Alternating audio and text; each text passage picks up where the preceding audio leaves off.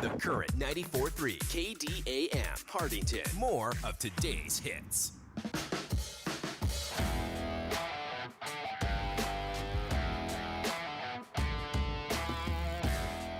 You are listening to the Nebraska High School Football Class D2 State Championship on KYN-TV and the Current 94.3.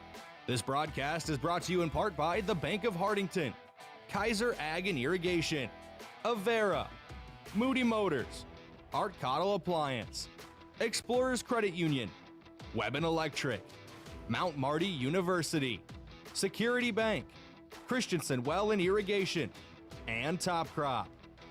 Now we go live to Memorial Stadium in Lincoln, Nebraska with Tehl Tanner and Scott Ulrich for the Nebraska High School Football D2 State Championship on KYN-TV and the Current 94.3.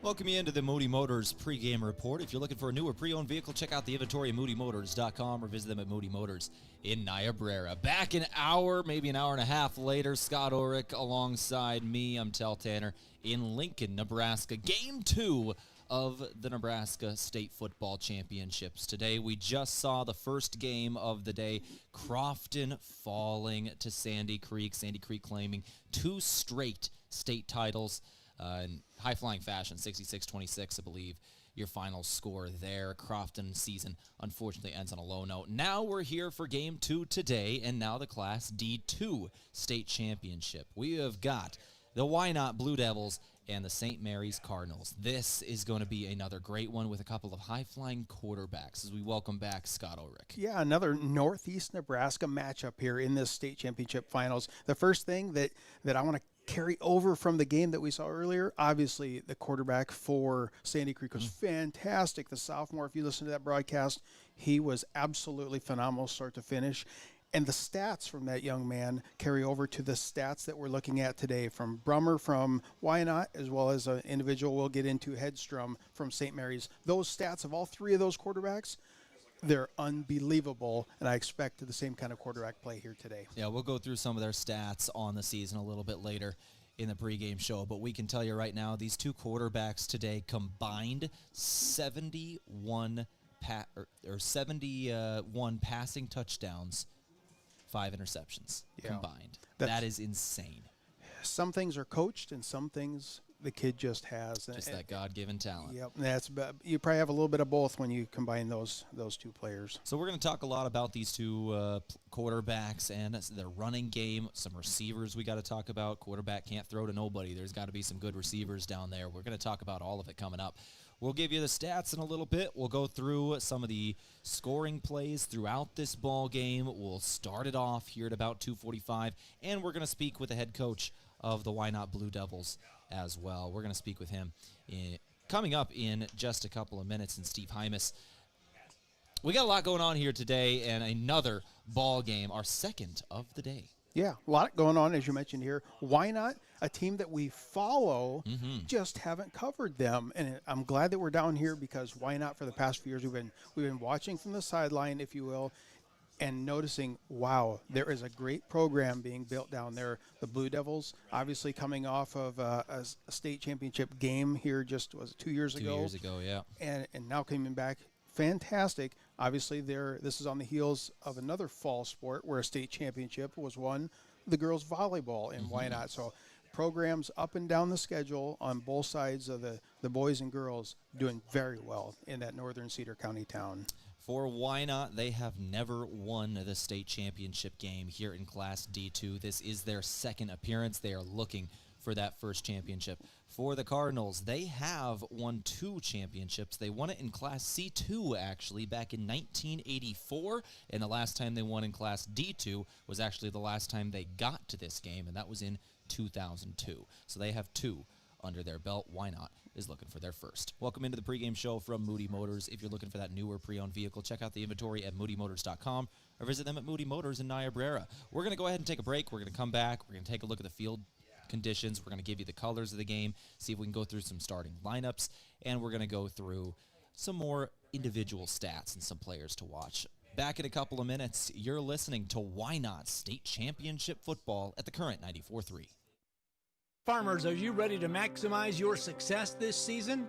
At Top Crop, they've got you covered with unbeatable deals and top quality products. Take advantage of true 0% extended terms with no discount sacrificed. Get flat acre pricing on corn for unbeatable value. Keep your corn clean and strong with Viptera corn and plant the industry's leading E3 and XtendFlex soybeans for the best yields yet. Don't wait. Visit topcropinc.com or give them a call today. Top Crop, where you grow more. With so many choices for students out there, life can become quite hectic. From choosing the right school to managing your finances, it can be hard to keep it all in check. Bank of Hardington is here to help you take the worry out of your finances. Our free Student Club checking includes all the features and benefits you'll need to start life out on the right path without the worry of hidden fees and charges. So if you're ready to enter that next stage of life, work with a fifth-generation bank who's had their roots planted firmly in Northeast Nebraska since 1934. Contact us today. Bank of Hardington, Equal Housing Lender,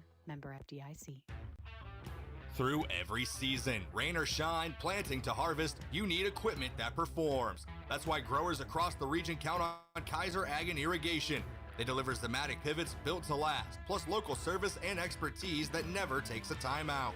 On the farm, just like on the field, reliability wins the game. Give them a call or stop into Kaiser Ag and Irrigation in Hardington, your local Zematic by Lindsay dealer and a proud supporter of our student athletes. When you can't know what's coming, know you're covered. With Avera Health Plans, you can count on local, trusted care and your choice of doctors and care close to home and across the nation. Health insurance coverage shouldn't feel out of reach. Contact your local agent or explore your options online. Visit averahealthplans.com.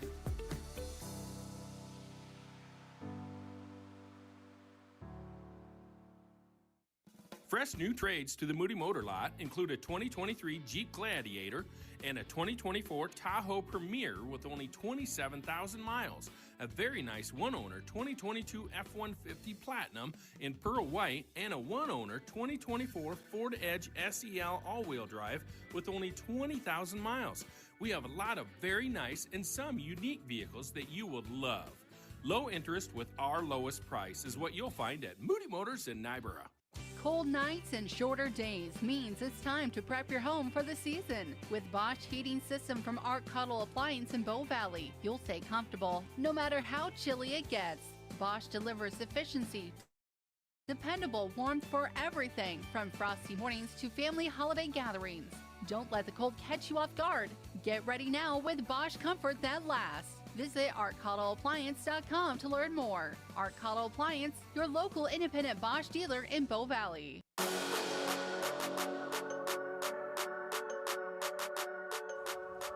right, back in that pregame report from Moody Motors, let's go ahead and start talking about some of the stats of this ball game.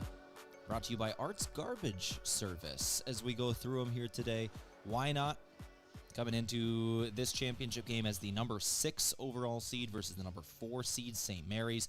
Wynot and St. Mary's obviously both undefeated in the playoffs. Coming into this game itself, Wynot is 11-1 on the season, only one loss on the year, and it was a long time ago for Wynot. The Blue Devils on a 9-game winning streak, I believe. They beat lost to Archangels Catholic 36-30 back on September 12th. That was the last and only loss on the season.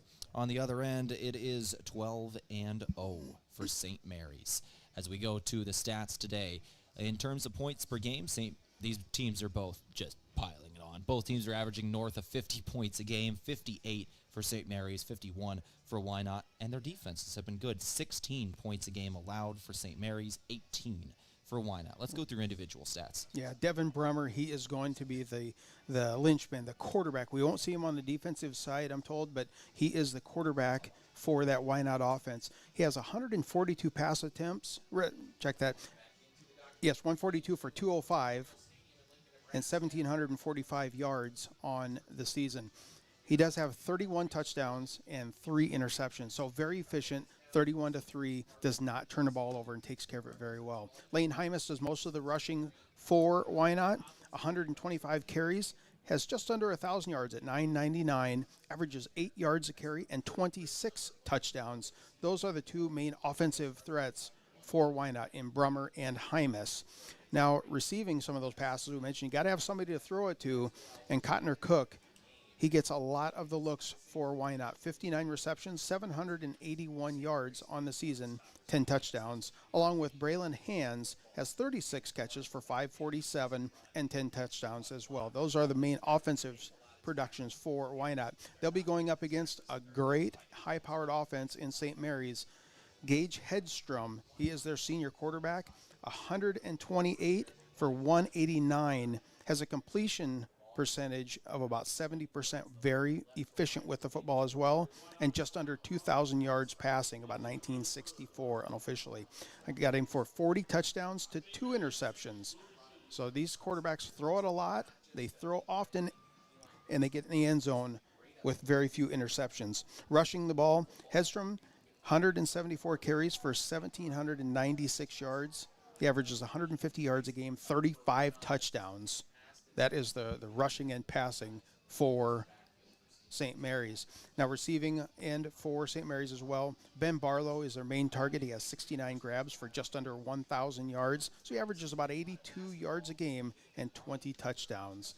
That's the main offensive production. And doesn't matter what class you're in, that's definitely from firepower. Oh, yeah, absolutely. Both teams really able to rack up the points. They move the ball on offense, and they have scored one heck of a lot of touchdowns on the season. Got to talk about Hedstrom for one more second here. You know, Gage Hedstrom, that senior quarterback for the St. Mary's Cardinals, a little bit of injury concern in the semifinal win, you know, they just had last week for St. Mary's. In the win over number 1 Howells Dodge, there was a scary moment. You know, they won 52-28, but he goes down, and he is having to battle back from a knee injury. But you know what? He still scored 7 touchdowns last week, so it looks like he's all right. He came back in that game, but it's still a scary thing. He's got a brace on that right leg, and he's trying to deal with it today. That's what concerns me. How much will the brace hinder him? It's not natural. It's not something he's been used to all season. We'll see if that plays a factor today. And if it does, that'd be massive on the game. As we said, he's the starting quarterback, leading rusher on the season. It's 35 rushing touchdowns with the 40 passing touchdowns, and not just offensively. He is their leader on the defense as well. He has a team high in tackles with 114 on the year and 5 interceptions. Like, he is their main guy on both sides of the ball. He's going to go today. He is out there, but that brace on the right knee, you got to wonder, is he 100%? And if he's not, what is the percentage at? If it's 95, they'll be all right. If it's 80, they got to do a little bit things different. So something we're going to keep an eye on today. Yeah, we're obviously Wynot fans, but we're football fans too, and this high school kid is giving everything this year. You want to see him do well. Stick it out there, and be as best you can, especially if you can be 100%. Let's go to some of our other pregame festivities here. We got to go through our field conditions here, brought to you by Mount Marty University in Yankton. Here in Lincoln, it is 54 degrees right at the moment. Cloudy skies and light winds coming in at 3 miles an hour out of the southwest for late November football. This is about as good as you can ask for. Cloudy skies overhead, but 54 and little wind. If we're going to do a recap of this year, the best thing about it was the weather. From the games we started in late August all the way through, there was not a game that was one of those where we froze or got rained on. We've just had it pretty good. 100%. All right, that brought to you by Mount Marty University. With that, let's go ahead and take a break here on our pregame show from Moody Motors. We're going to come back with our coach interview today. Steve Hymas, the head coach for the Wynot Blue Devils. I spoke with him on Friday about this game, about the championship loss a couple of years ago, what's different this year, some of his star players, and what's kind of going into this game. That is coming up next here on our pregame show. Alongside Scott Ulrich, I'm Tehl Tanner. We're going to come back with head coach Steve Hymas in a couple of minutes. You're listening to The Current 94.3. Credit union people are my people. Dreaming big, keeping life simple. Saving smart, living free. At Explorers Credit Union, you're just like me.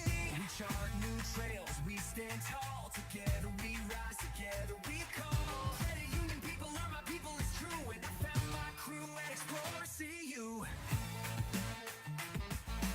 Federally insured by NCUA. Visit ExplorerCU.com to join the journey today. When you need power you can count on, call Webben Electric. From agriculture to commercial and residential work, they handle it all, including trenching and electrical service for irrigation systems. Whether you're upgrading your operation, tackling a new project, or keeping things running safely and efficiently, trust the team with the experience to do it right. Visit Webb & Electric on Facebook to learn more. Webb & Electric, a proud supporter of our local student athletes in high school championship football. At Mount Marty University, students get real support and real opportunities. Hi, I'm Maya, and I'm a business major at Mount Marty University. The professors here at Mount Marty are just amazing. They're very good about supporting me through future internships and jobs that they try and line me up with, and they also provide real life experiences in the classroom through projects and speakers and things like that. Start your journey online at mountmarty.edu. From sunup to well after sundown, the life of a farmer is a matter of choices, and you have the choice to make the right decisions for your operation to succeed. The power is in your hands. At Security Bank, our lenders recognize the need to better understand your numbers and come up with a plan to keep your operation moving forward. You make the decisions. We make the tools to make those decisions easier. Security Bank, the right choice for the future of your operation. Equal housing lender, member FDIC. When it comes to Friday night football, teamwork makes the difference. And when it comes to your fields, trust Christensen Well and Irrigation, your local Ranky dealer.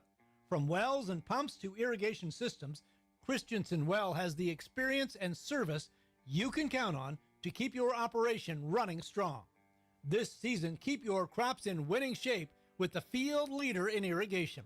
Christensen Well and Irrigation in Hardington, a proud supporter of our area student athletes. Farmers, are you ready to maximize your success this season?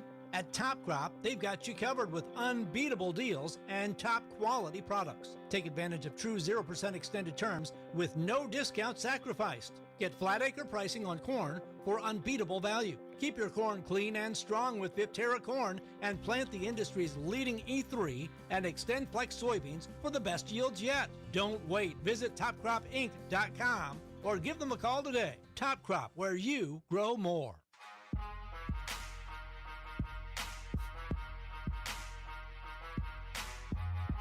All right, back here in the pregame report, courtesy of Moody Motors, as we turn now to our coach interview brought to you by Farmers and Merchants State Bank. Proud to be family-oriented and family-owned, and proud to support our area student athletes. That's Farmers and Merchants State Bank. As Steve Hymas now joins me on the line, head coach for the Wynot Blue Devils. Coach Hymas, first of all, thank you for taking the time and talking with us here today. The second state championship game appearance in Wynot's history, and a second in 3 years now, I believe. Can you tell me what's kind of going on with this game and how excited you are for your team? You know, I'm real excited for our team. I think our guys have worked hard all season long, and so this is the exclamation point on top that you're always reaching for. And so, we're excited as a team as a whole coming into this game. Coach, let's talk about the last time you were here, as it wasn't that long ago. What's different this time around with the state championship game, where you lost last time? Now you're going back to Lincoln. You learn some lessons, and you go back to it. Yeah, I think we're better prepared this week coming into this game. Last time we didn't know exactly what to expect on some things, and so the work up to it was a little different than what we did this time. I definitely think we're more prepared this time than we were 2 years ago. Let's talk about some of your personnel and some of the really special things you've done this season. Your quarterback, Brummer, has an incredible amount of yardage, 1,700 yards through the air, 31 touchdowns to 3 interceptions. For, 8-man football, which is primarily running the football, those are great passing numbers. What has led to that this season? I think Devin made some huge strides from last year to this year. I've talked to him a couple times. He said the game's really slowed down for him. Has learned and understood his reads better where to go. The other thing, he comprehends how to throw in the zone so much better. At the same point in time, our receivers are a year into this, another year further, so they know where to run, know how to do the routes. Just everything as a team has became better in our passing game. Talk about your running game. Your lead running back, Hymas, who I know you have a relation to there, 999 yards on the year and 26 touchdowns. Got a feeling he's going to go over 1,000, Coach. So can you tell me about him and what impact he's going to have in this game? Yeah, I think Lane's done a very good job this year. I think we really seen him make a jump between weeks 3 and 4, 3 and 5. of understanding what we're trying to accomplish in the running game, and just taking on some more responsibility and trying to do a few different things with him. So I think he really expanded his game after about week 4. So I'm very proud of what he's done so far this year. This playoff run in general, Coach, has really been some lower seeds getting upset. You were the 6th seed, and you're playing the 4 seed, so it's really just showing how much depth there is in Class D2 football. But when it comes to this game, what are you seeing from the team on the other sideline there in St. Mary's? How do they approach this game, and what led them to being a top seed as well? Their whole game starts with their offense, with their quarterback, the Hedstrom. He's a very good athlete, very smart. He keeps his eyes downfield, and also is a very good runner. His running ability leads to people being open downfield and being able to throw the ball. At the same point, I think their offensive line has probably the most improved from last year out of any team I've seen. So we've got our hands full here trying to stop them when they have the ball.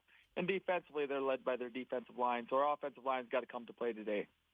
You mentioned their quarterback in Hedstrom, who not only leads them through the air with 1,900 yards, 40 touchdowns to 2 interceptions, he also has 1,796 yards in the ground and 35 touchdowns, leading them in both categories far and away. This is one of the best dual-threat quarterbacks in the state of Nebraska. What do you have to do to kind of slow him down and make him feel uncomfortable?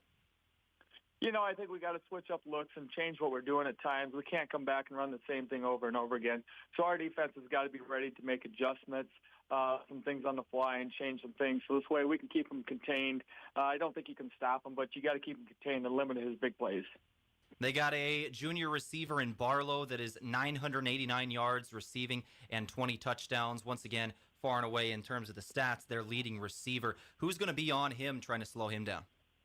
Braylon Hance is probably going to be the one on him most of the time. Speed-wise, he matches up to him quite well. And there's also a jumper just like he is. I think Barlow is a state champion in a triple jump or high jump. So they're both in kind of the same boat. So he's going to be matched up on him quite a bit today in this game. Let's talk about the trenches, Coach. As with every football game, it's usually won or lost down low. What can you tell me about your offensive and defensive line and how you're prepping? I think our offensive defensive line have had a good week of practice so far, so I'm really have high expectations to them. We've been talking a lot about this week that, it might come down to whoever wins this trenches battle is who's going to win this game, because whoever's offense can run their scheme better is probably going to come out on top. And so we've been working hard on both sides of the ball for that action.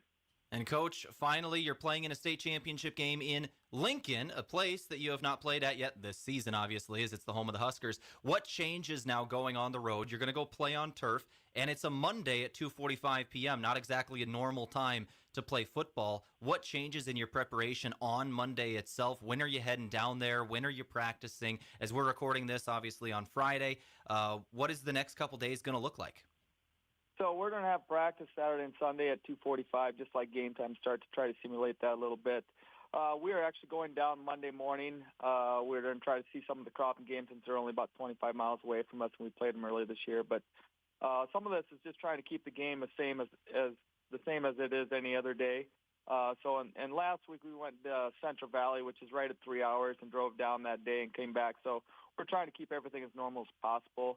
But at the same point in time, the excitement's there, the energy's there. So I know the boys will be ready to play. One final question, Coach. If there's any one thing that needs to happen in this ball game for you to come out with Wynot's first ever state championship, what is it? What needs to happen for you to get this win? Tackling. Simple put, tackling. If we tackle well, I think we can come out and win this game. If we don't tackle well, it's going to be tough to stop their offense. And it's going to turn into a shootout game probably. Coach, thank you very much for your time. Good luck in the state championship. Thank you, and thank you for your coverage. That brought to you by Farmers and Merchants State Bank. Proud to be family-owned and family-oriented, and proud to support the area student athletes. We'll be back right after this. You're listening to Class D2 Nebraska High School State Championship Football at the current 94.3. I'm Marie Haar, Vice President and Ag Lender at Bank of Hardington. I'm also a Northeast Nebraska beef and dairy producer. Whether it's developing a marketing strategy, a cash flow projection, or a break-even analysis, at the Bank of Hardington, we know that ever-changing demands and challenges of today's grain and livestock producers. How do we know? Because we are farmers, and we're living it too. Call our experienced ag lenders at 402-254-3994. Bank of Hardington, a proud supporter of all our students and athletes. Through every season, rain or shine, planting to harvest, you need equipment that performs. That's why growers across the region count on Kaiser Ag and Irrigation. They deliver Zematic pivots built to last, plus local service and expertise that never takes a time out. On the farm, just like on the field, reliability wins the game. Give them a call or stop into Kaiser Ag and Irrigation in Hardington, your local Zematic by Lindsay dealer and a proud supporter of our student athletes. From the first wails of surprise to first day of school questions, playground adventures, learning to drive stress, and graduation cheers, they'll always be your little sunshine. At Avera Children's, we get kids, teens, and parents too. We'll step you through first checkups, milestones, sickness, and specialized care when your child needs it, and treat them like our own every step of the way. Learn more at avera.org/children's. Fresh new trades to the Moody Motor Lot include a 2023 Jeep Gladiator and a 2024 Tahoe Premier with only 27,000 miles. A very nice one-owner 2022 F-150 Platinum in pearl white and a one-owner 2024 Ford Edge SEL all-wheel drive with only 20,000 miles. We have a lot of very nice and some unique vehicles that you will love. Low interest with our lowest price is what you'll find at Moody Motors in Nyborough. Winter weather is closing in. Make sure your home is ready with Bosch Heating System from Art Cuddle Appliance in Bow Valley. Bosch delivers efficient, whisper-quiet warmth that keeps your family comfortable all season long. Whether you're prepping for holiday guests or thawing out after chores, Bosch brings dependable performance that you can trust. Don't wait for the first snow. Prepare now at ArtCuddleAppliance.com. Art Cuddle Appliance, your local independent Bosch dealer in Bow Valley. Credit union people are my people. Dreaming big, keeping life simple. Saving smart, living free. At Explorers Credit Union, you're just like me. We chart new trails, we stand tall. Together we rise, together we call. Credit union people are my people, it's true. And I found my crew at Explorers CU. Federally insured by NCUA. Visit ExplorerCU.com to join the journey today. When you need power you can count on, call Webben Electric. From agriculture to commercial and residential work, they handle it all, including trenching and electrical service for irrigation systems. Whether you're upgrading your operation, tackling a new project, or keeping things running safely and efficiently, trust the team with the experience to do it right. Visit Webben Electric on Facebook to learn more. Webben Electric, a proud supporter of our local student athletes in high school championship football.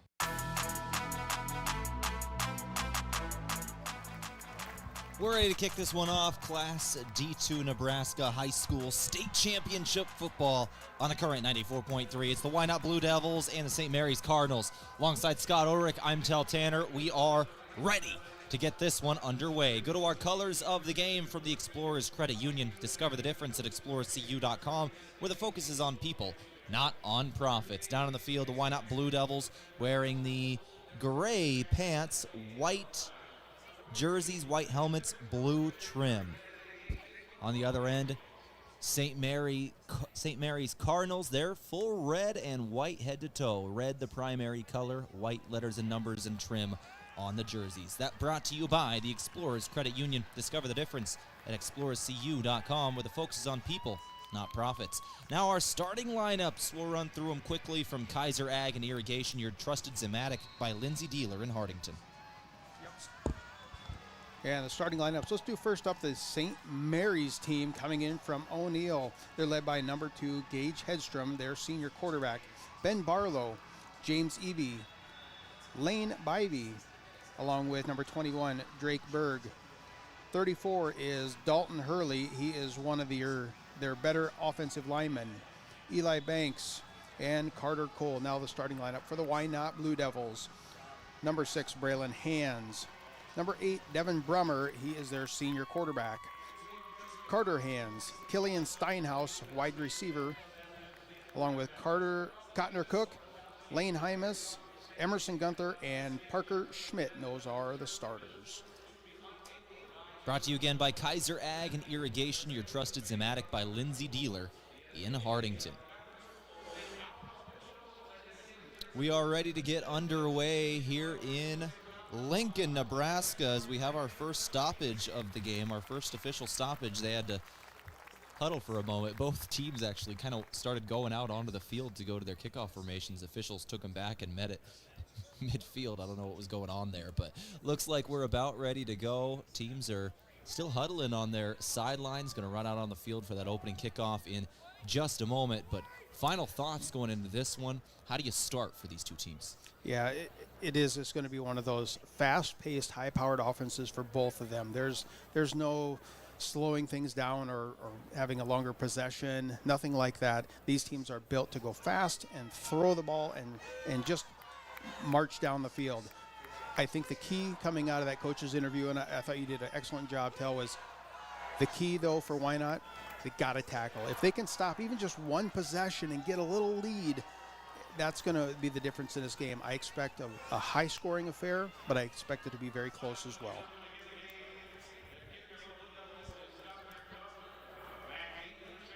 They were waiting for the TV to get synced up, the video, so that's what I saw him out on the field. Some sort of an issue there. St. Mary's tried to walk out again, and they were taken back, but now we're out on the field. All right, all 8 for each team is out there. Wynot spreading their formation. It will be Wynot kicking off to the St. Mary's Cardinals. We are going to see Hedstrom on the field first. There is the kick. It is a short one. It hops to about the 20-yard line. Wynot will make the tackle. Near the 30, the ball comes out. Ball comes out. Wynot's got it. Wynot starts things off, forcing a fumble, and they recover it. What a start for the Blue Devils. A squib kick straight down the middle of the field. They kicked it short so Hedstrom didn't get it. He was the deep man, and then it just comes squirting out, and then a Wynot player jumps on it. What a start. That's how you do it right there.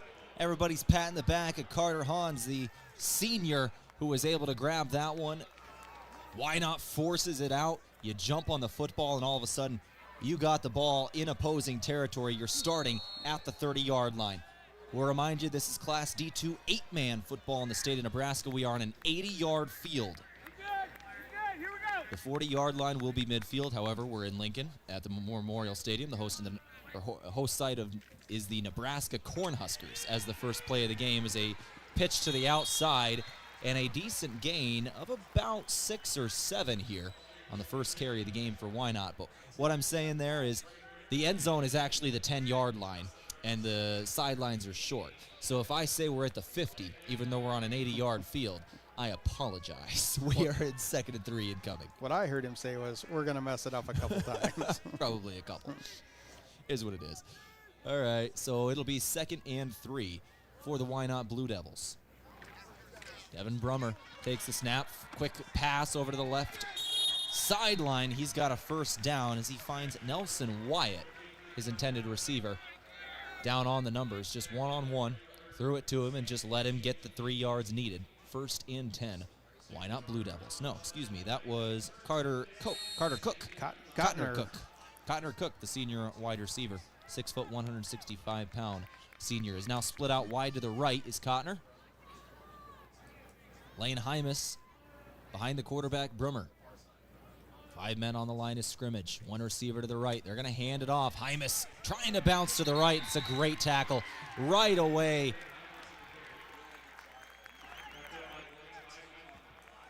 Ben Barlow and Lane Bybee both in the area. And again, we got great seats here, obviously, for today's broadcast, but we're just high enough where binoculars come into play. So a little bit of, kind of got to see things from a different perspective here today and get the right play called out. This is the first time I have called a game through binoculars, I will say. Brummer with Hymas off his left shoulder in the gun. He's going to have a quick throw to the left side. Another quick pass downfield. Decent gain. Braylon Hands, absolutely. It's one of those, the stats show that if Brummer is back there, he's going to throw it or he's going to hand it off. He doesn't run it as much as Lane Hymas does. Lane has 125 carries. Devin Brummer on the season has 51, so a little less than half. So a lot of time, if it's a run coming out of the backfield, you're going to see Hymas get the call. Still certainly can do it on misdirection, but as you said, Hymas the majority of the time. Hymas out to the left side. It's Hymas going it down all the way to the end zone, and he is in. Lane Hymas with the first touchdown of the ball game, and Wynot going to take a 6-0 lead early. 10 minutes exactly on the clock. Lane Hymas with the first touchdown of this ball game. By the way, he is now over 1,000 yards rushing on the season. Came into today with 999 exactly. 2-point conversion attempt. Brummer dropping back to throw. Under pressure. Spinning out of it. Rolling to his right. Scramble play. He's at the 5. Throws back across the field. He'll find someone at midfield. That is completed. Wynot gonna convert that pass. Wow, Brummer making something out of nothing back across the grain, and what a catch. Killian Steinhaus with the catch, the senior wide receiver. So it's 8-0 Wynot early. We're gonna take a 30-second break. Come back after this. Wynot's kicking off once again. You're listening to the Current 94.3. Dreaming of becoming a registered nurse? At Mount Marty University, the Avera Nursing Advantage makes that dream real. Starting your junior year, you could receive $15,000 per year for 2 years, a total of $30,000 towards your Bachelor of Science in Nursing degree. And when you graduate, you'll launch your career with Avera Health. If you apply your sophomore year, you could lock in funding and job opportunities across a 5-state region. Learn more. Visit mountmarty.edu.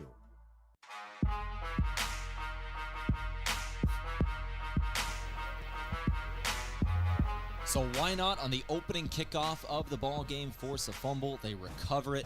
They get the ball near the 30-yard line of St. Mary's, and they do exactly what you need to do in that situation. They go right down the field. They punch it in. It's a 13-yard touchdown run from Lane Hymas. He's now over 1,000 on the year. Lane Hymas, another great run. And for him, that's actually going to be his 27th rushing touchdown of the year.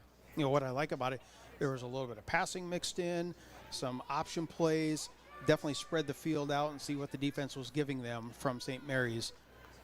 Wynot looked fantastic on that first drive.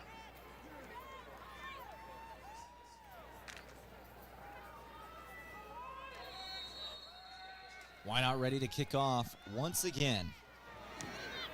And it's another short kick going to the far sideline, and it's going to go out of bounds, and that was a smart play by Gage Hedstrom, the quarterback for St. Mary's, as he could have grabbed that one at about the 13-yard line. Instead, lets it go out of bounds, and the flag is thrown. Yeah, almost a perfect punt down that sideline. Went out of bounds about a yard or two. If that could have stayed in, it would have been a very good kick for Wynot. Just didn't get the bounce going down the far sideline. And so St. Mary's going to trot out a ways. Won't start at their 15. They get a couple extra yards out of that. But here we go, Gage Hedstrom now coming out. We're going to see his first action here today. He was supposed to receive the opening kickoff. On the kicking team, they elect to take it at the 25-yard line. So 25-yard line after the free kick out of bounds call. Hedstrom once again with 1,964 yards through the air, 1,796 on the ground, and a combined 75 touchdowns. Quick throw out to the left sideline. They'll take it for a gain of about 4. You know, to try to get a gauge, pardon the pun there, but gauge on Hedstrom, it's his first name, obviously. Wynot respects him so much that they just don't want to kick the ball to him. Obviously, the first one was a squib short, and this one they kick it on the outside of the field. Don't want to give it to him as well. They definitely respect his returnability. It's not unusual for Wynot on the season not kicking deep either. They like those kicks. Going up the middle this time, and a decent gain right near the sticks. Hedstrom himself on the QB keeper. Going to be just short. 3rd and 1 incoming. By the way, Ben Barlow made that catch on first down. Went for 4 yards. A gain of 5 on this one will bring up 3rd and 1. Wynot? A good opportunity here early to get off the field. 3rd and 1. Hedstrom, the quarterback. He's going to take it himself, going up the middle, and he is stuffed, but second effort will propel him across. He was stuffed originally, spins out of the tackle. The man still hanging on to his waist, and he falls backwards, stretching over the line to gain. That is a first down run, and a great one at that. Yeah, blue and white had him there, just going to stop him just short as it is. He was not going to be denied. Hedstrom kept pushing forward, as you mentioned, got it by a yard.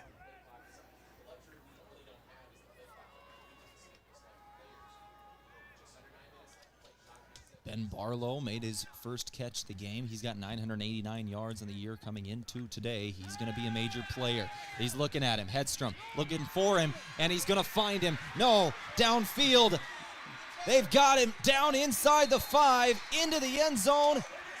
That is a touchdown. Went to Lane Bybee, actually. They use Barlow as the misdirection. Bybee with the deep catch and run, and he will take it in. 8-6 your score. Wynot pays on the deep ball. 2-point conversion attempt incoming. Lane Bybee with the 44-yard touchdown catch and run. He was hit at about the 5, stayed on his feet, got into the end zone. So we're going to go to shotgun here for the 2-point conversion. 2 running backs, one on either side of the quarterback in Hedstrom. Hedstrom throws to his left, has an open man. That's Barlow who walks in for the 2-point conversion.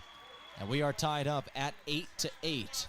Alongside Scott Ulrich, I'm Tehl Tanner. You are listening to the current 94.3, our Class D2 Nebraska State Football Championship game. Did you know that using your debit card to pay in stores, online, even within apps, has never been easier or more secure? Now there's a better way to pay with Digital Wallet from Security Bank. Whether at the coffee shop, grocery store, or online, instead of making purchases using your plastic card, now you can pay with your smartphone, tablet, or smartwatch. Just touch, tap, pay the easy way with Digital Wallet from Security Bank. Ask about it today. Member FDIC.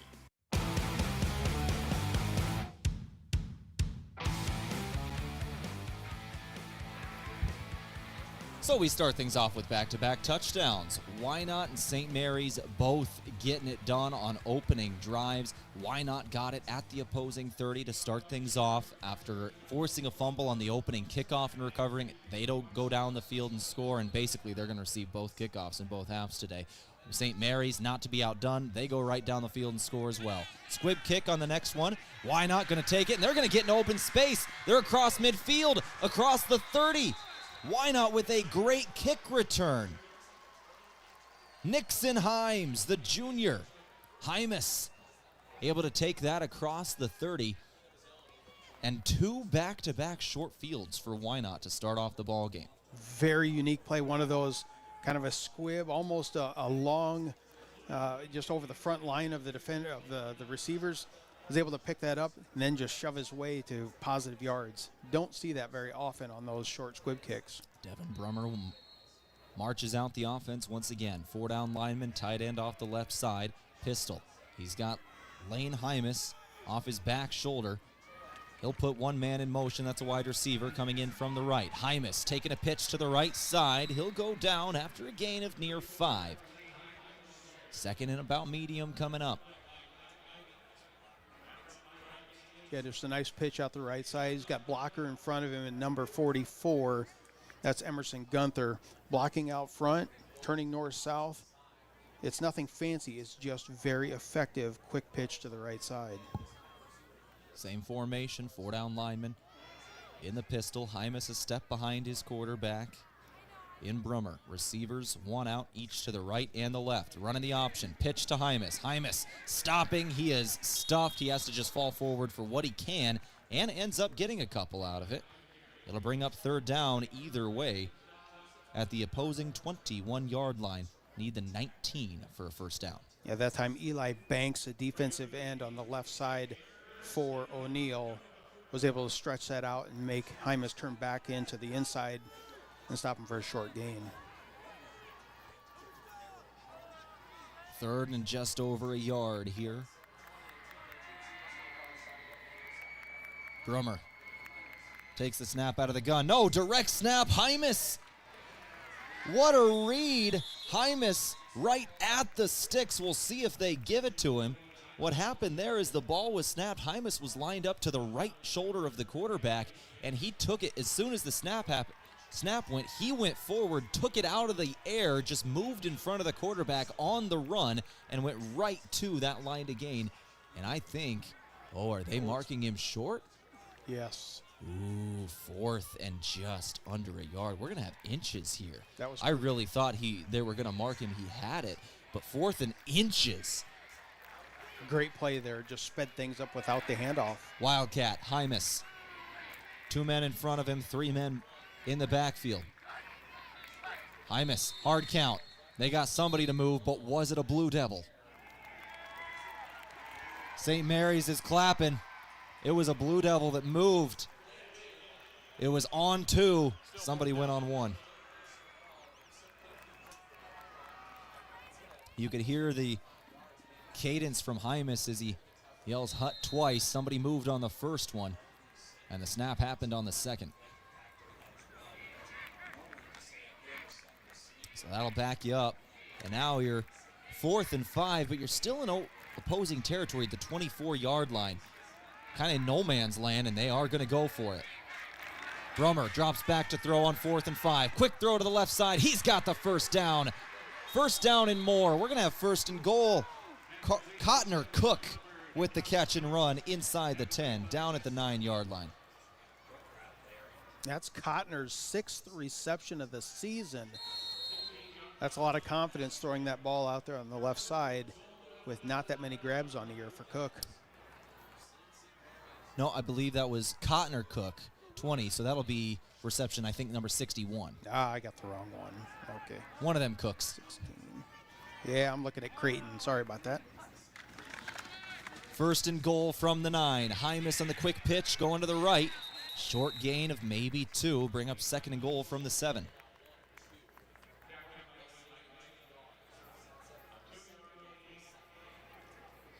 Fast pace. The play comes in from the sideline from coach, brings it in. Now a substitution. They don't spend a lot of time in the huddle. They're just ready to go. 8-8 the score of the ball game. 5:10 on the clock here. We're in the first quarter. Wynot? This is the 3rd drive of the game. Both teams scored on opening possessions. Wynot now in 2nd and goal situation from the 7, and we got more whistles blowing and another yellow flag on the turf. And this one was thrown right at the snap. Wynot, however, is clapping this time.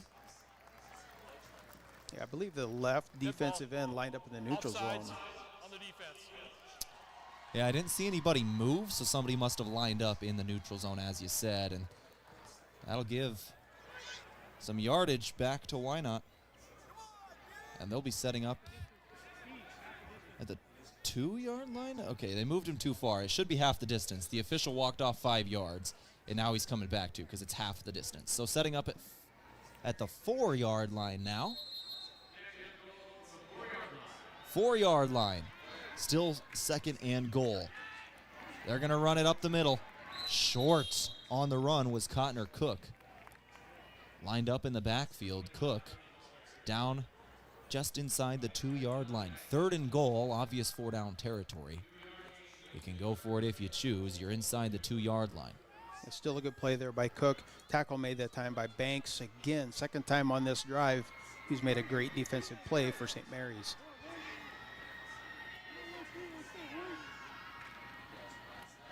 Driving right up the middle once again.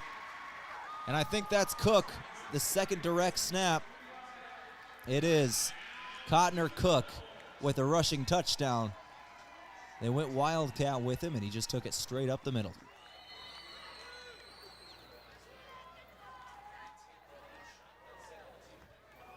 So here we go, 2-point conversion, 14-8 score, Wynot over St. Mary's.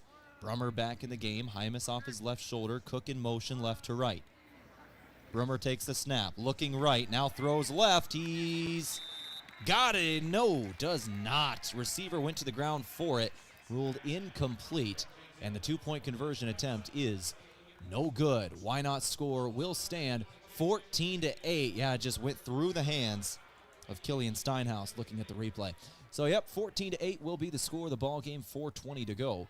first quarter. Alongside Scott Ulrich, I'm Tehl Tanner. You're listening to the Current 94.3. Irrigation, who needs it? After this wet summer, maybe that thought has crossed your mind. Every growing year is different. Christensen Well and Irrigation wants to help you prepare for the seasons ahead. They recommend pulling your irrigation pump if it's been in the ground 20 years or more. Assessing your pump during the fall and winter avoids breakdowns during the growing season. Call 402-254-6809 or visit christensenwell.com. Christensen Well and Irrigation of Hartington and Wakefield is a certified Renke Irrigation Systems dealer.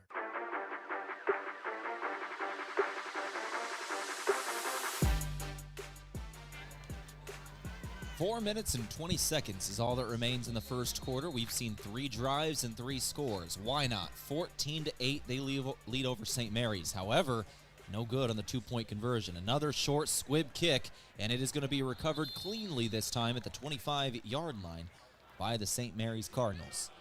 And so they will march back out. Gage Hedstrom, the lone drive of the day for St. Mary's. They took it down and they did score. But the turnovers, that could be big as Wynot kicked off, opening kickoff. A fumble was forced. Wynot recovered it, and that's why they lead 14-8. They've just had more drives at this point, despite being the ones that kicked off. Yep, if you can get maybe 1 or 2 more drives and convert your 2-point conversions. Yep. So important. St. Mary's, though, still has a chance to go tie this one up right now. 14-8, they trail. Hedstrom back to throw. Looking over the left side. He's going to throw the deep ball. He's got a man.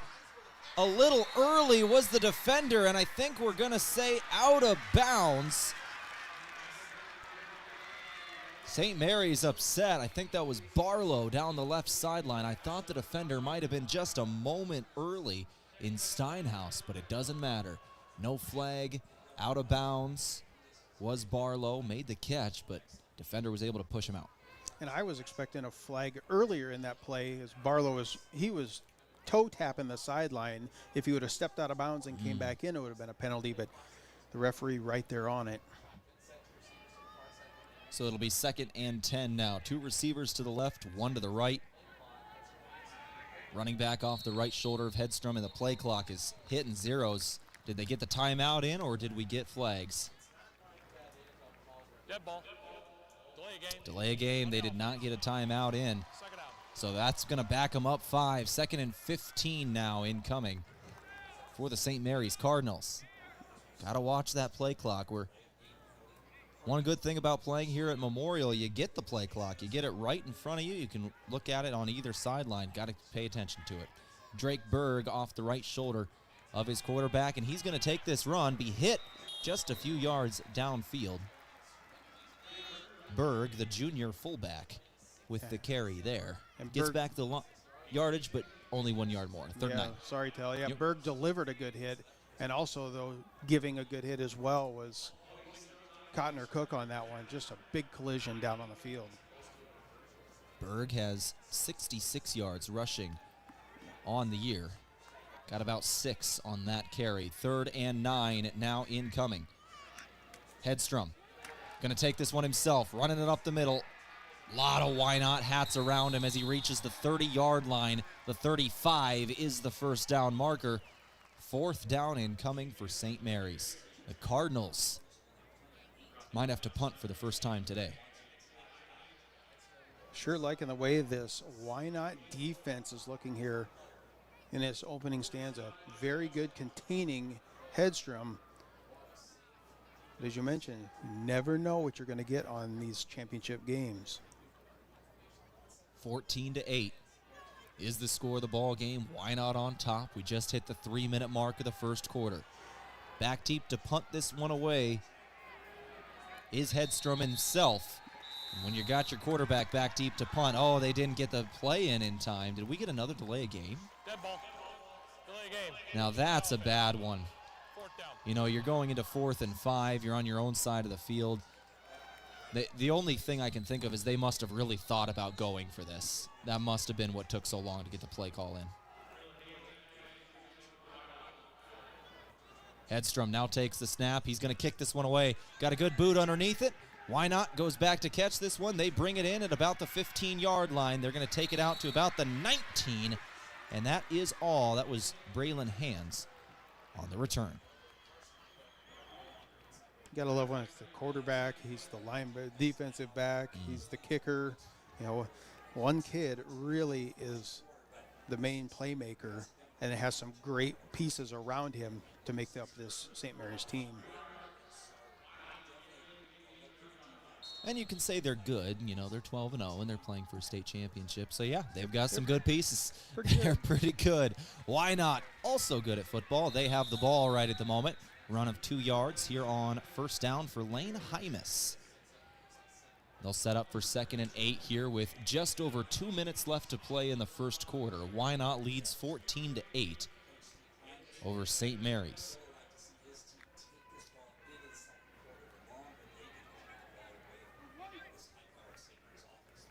Lining up in the shotgun, 2 receivers left, 1 to the right. Everybody else in tight, no safety help. It's one-on-one across the board. They're going to drop back to throw here. Brummer going to throw a deep ball in that one-on-one coverage, and they've got a man down the field. It was Braylon Hands, and he is gone. Touchdown, Blue Devils. Great play recognition from Wynot, recognizing you have 3 receivers all in single coverage, nobody deep to help over the top. You just throw the deep ball, give your receiver a chance, and you get one heck of a long touchdown out of it. Demon Brummer put it on a spot. Hands got there and took it all the way to the end zone. Yeah, 60-yard bomb. That's just timing. They've done that time after time, obviously, working that one out together. And that is 20-8 now. Wynot leads over St. Mary's. 1:46 on the clock in this first quarter. 2-point conversion attempt. Brummer sends a player in motion right to left. He'll take the snap. Throwing right. It is, I believe, caught, but a yard shy of the end zone either way. Going down after the catch was Cotner Cook.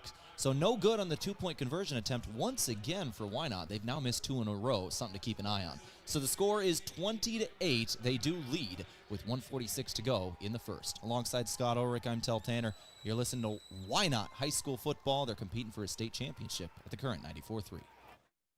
Farmers, are you ready to maximize your success this season? At Top Crop, they've got you covered with unbeatable deals and top quality products. Take advantage of true 0% extended terms with no discount sacrificed. Get flat acre pricing on corn for unbeatable value. Keep your corn clean and strong with Viptera corn and plant the industry's leading E3 and Extend Flex soybeans for the best yields yet. Don't wait. Visit topcropinc.com or give them a call today. Top Crop, where you grow more.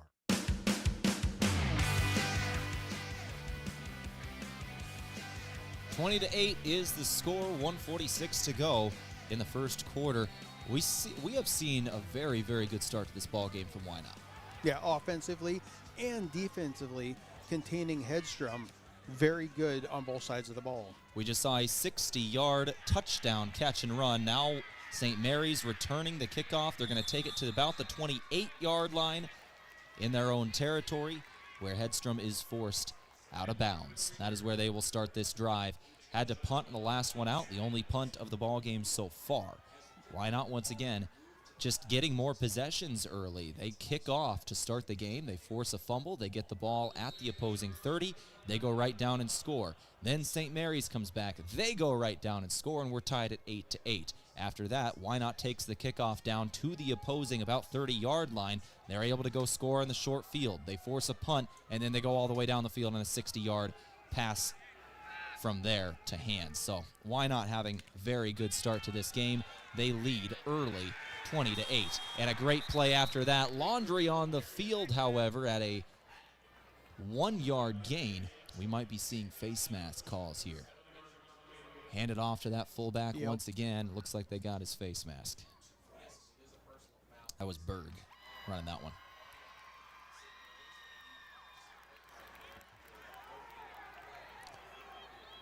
I believe this should, see if this is the 15-yard type. Yes, it is. So a personal foul. I had a fistful there. Was a Wynot player. Yeah, it looks like that was Carter Hands, the senior. Face mask. On the defense, number 10. Results of the play, first down. So 20-8, 1:35 to go in the first. 15-yard walk-off will move St. Mary's across midfield to the Wynot 35-yard line. 80-yard field here in 8-man. Hedstrom looking to throw. Rushes on him. He scrambles out of the pocket, going to his left. Now throws back to his right. He'll go to his outlet man. That's Berg, the fullback. Tackled a few yards shy of the first down marker. Gain of 7 on first down. That puts them in good position now. Second and short coming up, but the defense for Wynot, as mentioned before, very good. That time they got pressure on Hedstrom, kind of flushed him out of the pocket, but in that defensive end pushing in, doing that, that was Carter Hands. He opened up the receiver on the near side of the field, allowed Hedstrom to make that pass. Berg getting a lot of work today.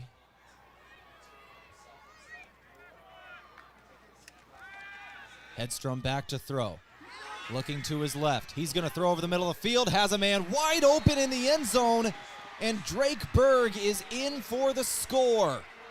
Just said Berg's getting a heavy load today. And he will take that one in for his second receiving touchdown of the season. He was at 95 yards receiving. Coming into today, the junior fullback with a long touchdown catch there. So now it is 20-14. St. Mary's trailing by 6, and here comes that all-important 2-point conversion. They're going to line up 2 receivers to the left. Berg off the right shoulder of the quarterback, Hedstrom. Looking left is Hedstrom. Doesn't fire. Rushes on him now. He's got to scramble out of the pocket going left. And he's going to run it into the end zone. Successful 2-point conversion. I almost wondered if we were going to see a blindside block penalty on St. Mary's there. It did not come in. Wynot is saying, why didn't we get one? Jed Nelson was definitely hit. And he is coming off the field saying, why didn't we get the flag? But successful 2-point conversion either way. 20-16 is your score. Alongside Scott Ulrich, I'm Tehl Tanner. We'll take another 30. Back after this, you're listening to the Current 94.3. I'm Brett Wiedenfeld, Chief Financial Officer and Ag Lender at the Bank of Hartington, and I'm also a Northeast Nebraska pork producer. At the Bank of Hartington, we have the tools and knowledge to help your operation grow. We know the needs of our producers and are eager to assist with the demands of your farm. How do we know? Because our Ag Lenders have true Ag experience. Call our experienced Ag Lenders at 402-254-3994. Bank of Hartington, a proud supporter of all our students and athletes.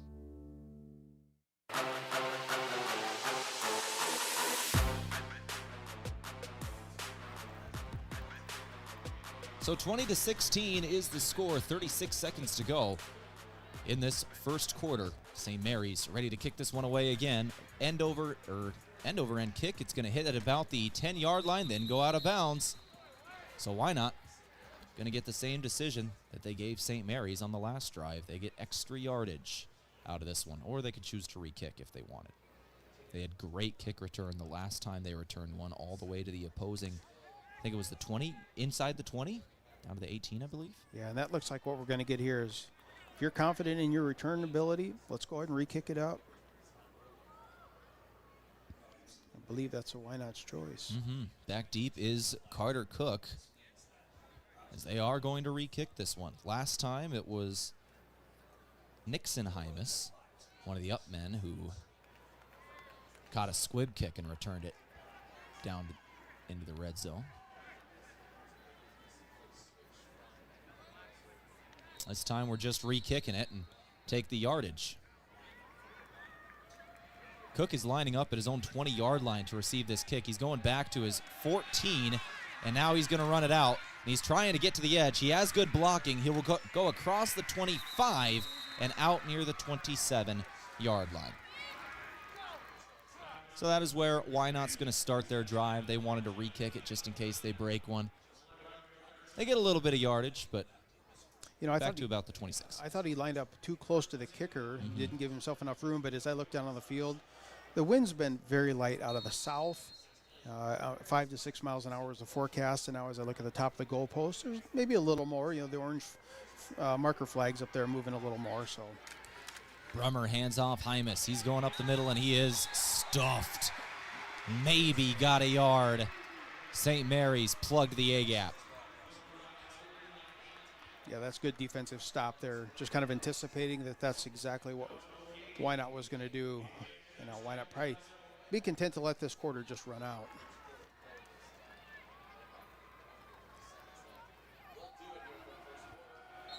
And that is going to do it for the first quarter. The whistles blow before Wynot can get the next snap off. We're going to have a 2nd and 10 when we return. Wynot leads this ball game 20-16 at the end of the first quarter. We're going to switch sides of the field and be back in 60 seconds. Alongside Scott Ulrich, I'm Tehl Tanner. You're listening to Northeast Nebraska High School State Championship football on the current 94.3. Through every season, rain or shine, planting to harvest, you need equipment that performs. That's why growers across the region count on Kaiser Ag and Irrigation. They deliver Zematic pivots built to last, plus local service and expertise that never takes a timeout. On the farm, just like on the field, reliability wins the game. Give them a call or stop into Kaiser Ag and Irrigation in Hardington, your local Zematic by Lindsay dealer and a proud supporter of our student athletes. When you can't know what's coming, know you're covered. With Avera Health Plans, you can count on local, trusted care and your choice of doctors and care close to home and across the nation. Health insurance coverage shouldn't feel out of reach. Contact your local agent or explore your options online. Visit averahealthplans.com.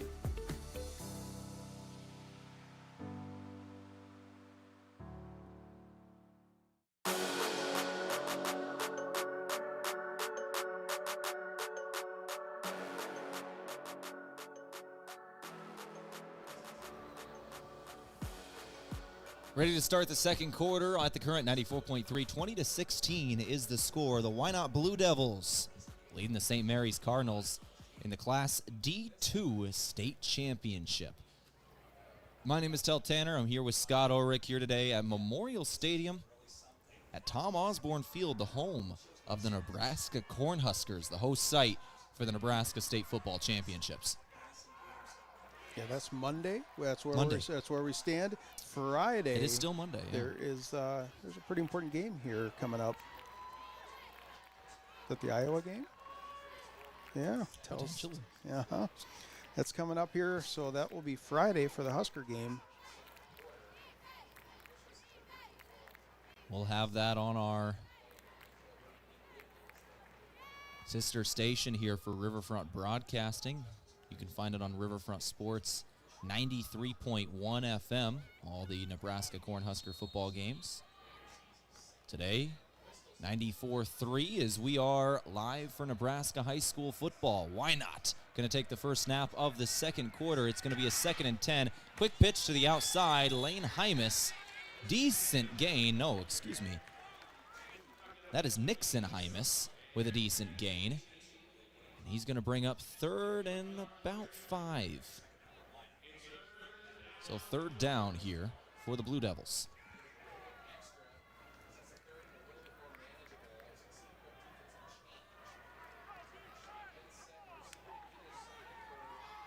Receiver either side, one out to the left, one to the right. Running back, Hymas behind the quarterback in Brummer. Brummer back to throw. He's going to swing it out to Hymas, who is going to be stopped short of the first down on 3rd and 5. Is it close enough? You think about it, Scott. We got 2 yards to go. I think you go for it. Ooh. I think you go for it. 11:30 to go in the second quarter. 20-16 at your own 34-yard line. 4th and 2. And that's probably a good reason why I'm not the coach. I'm not sure. He's kind of in that middle ground. Is he a quarterback or a kicker?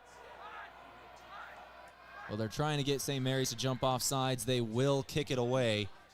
Brummer did it himself. It bounces near the 10, back to the 5, at the 4, his first contact. Hedstrom somehow getting out of this, getting downfield, breaking tackles, cutting across midfield, down to the 35-yard line. How did he get out of that? Should have been down at his own 5-yard line. And it goes back to what Coach Steve Hymas said in the pregame show, tackling. Got to secure the tackles. Wow, what an impressive run, as you mentioned. He broke 5, 6, 7 tackles out there, and it's a net 3-yard difference from where the ball was lined up when Wynot punted to where St. Mary's is lined up now on offense, so it's 3 yards difference. Dropping back to pass here. Throwing downfield. Receiver has got it. Touchdown, Ben Barlow. What a throw. What a catch. St. Mary's takes the lead, 22-21. Barlow's been a threat all year long, and he's now over 1,000 yards on the season. His first touchdown catch of the day. Let the shootout begin. You knew you couldn't hold Hedstrom down. He stumbled and just wasn't getting things going in that first quarter for about the first half of it, and now unbelievable run on that kick return and fantastic pass play deep downfield for the score.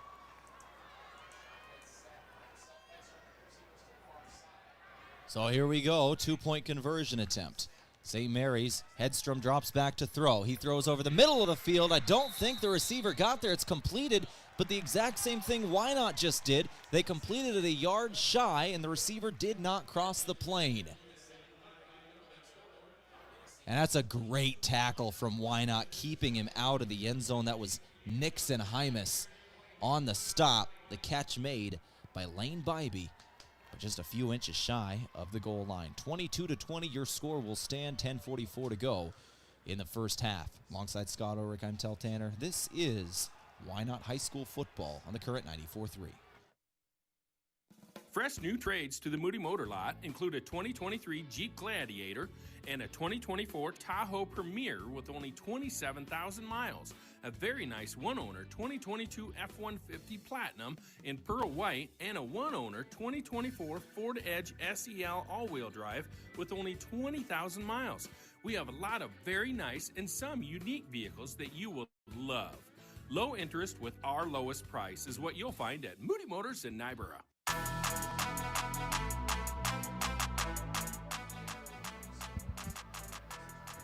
22-20 is the score. St. Mary's over Wynot. 10:44 to go. We're in the second quarter of play. And an impressive catch we just saw. Ben Barlow, a 37-yard touchdown catch to go over 1,000 yards receiving on the year as well. Kickoff goes into the end zone from St. Mary's, and Wynot going to start things off at their own 15.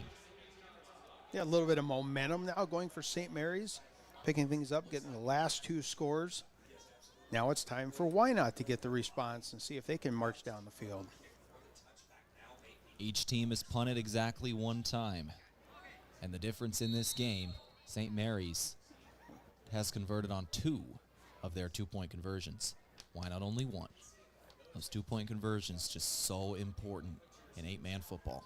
Now we've done obviously 11-man football, and they seem to kick more, the extra points, but when we do these 8-man games, it does come down a lot of times to these 2-point conversions. Cook in motion left to right. They're going to pitch to Hymas out on the edge, and he's going to have a short gain, a yard or 2. Second down incoming. Number 6, Wynot. Number 4, St. Mary's in the state championship game here in Lincoln. 22-20, Wynot trails, but they have the ball. 2nd and 9.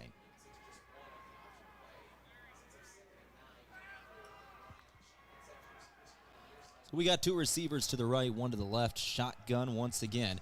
Brummer's got Hymas off his right shoulder. 3 down linemen on the line of scrimmage. St. Mary's sends 3. Quick throw to the right side, and instantly swarming to the football are the Cardinals. 3 different jerseys laying a hit on Braylon Hands, the receiver who caught that one for no gain right at the line of scrimmage. And that was a very fast play that developed quickly, went from Brummer to Hands extremely quick. 1 defender right on him, and then come 2 linebackers flying in to clean things up. So 3 players on the defensive side for St. Mary's right there. And again, that was a very fast developing play. Connor Cook just checked back into the ball game. He is lined up as a wide receiver solo to the left. Brummer's going to take the snap and look at him. He's going to throw to him, and he's got it. First down and more. Down the near sideline. Foot race to the 30, to the 20, and taken down. Cotner Cook with a big catch and run. Wynot set up in St. Mary's territory. Yeah, it was a very big play. Once he got outside by the numbers there and turned it north-south, but the defender able to run him down, trying to make a swipe at the ball to knock it out. Kind of a dangerous tackle as he pulled him backwards. Nothing illegal about it, just one of those awkward-looking tackles. Wynot, though, in good position. Oh, they missed a face mask.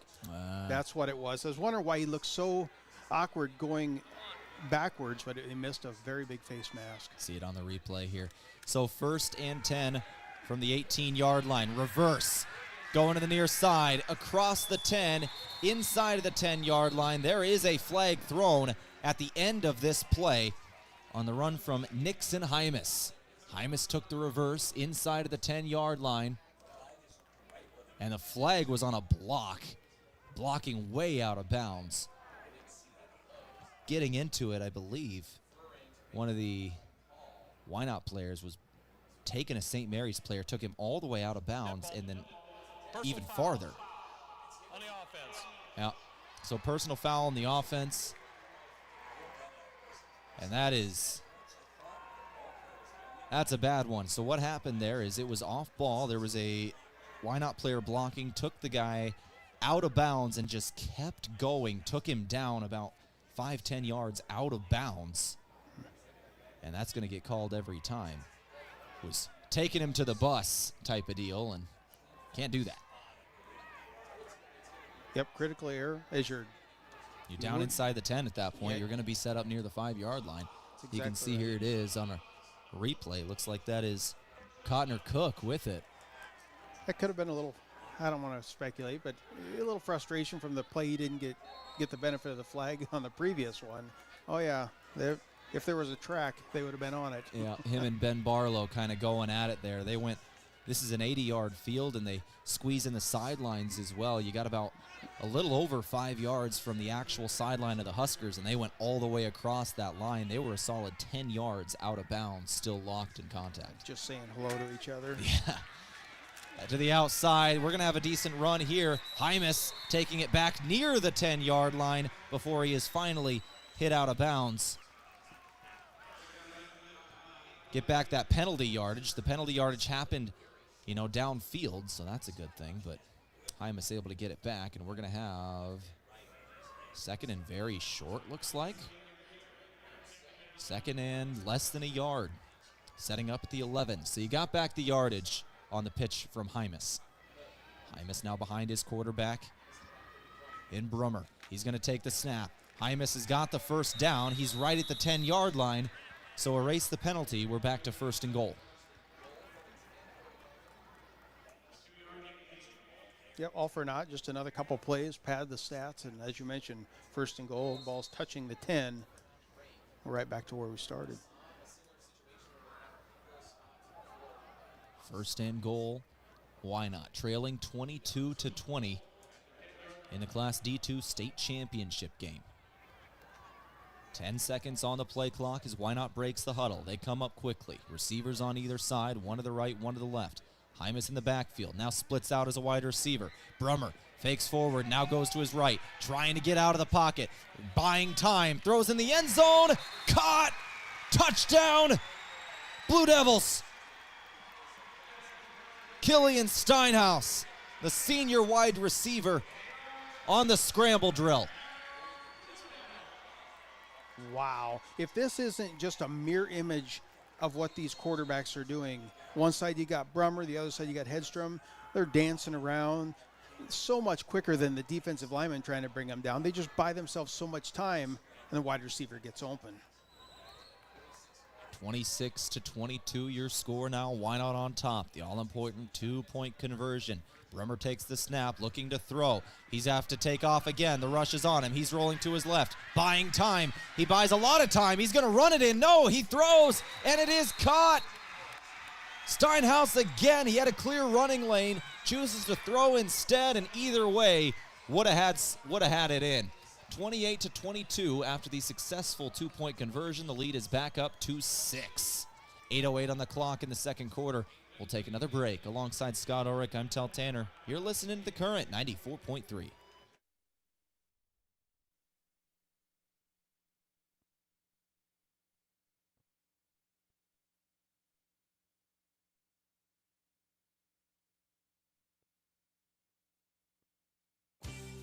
From early hunts to holiday gatherings, comfort stays at home. With Bosch heating systems from Art Cuddle Appliance in Bow Valley, you'll enjoy steady warmth and energy efficiency throughout every cold snap.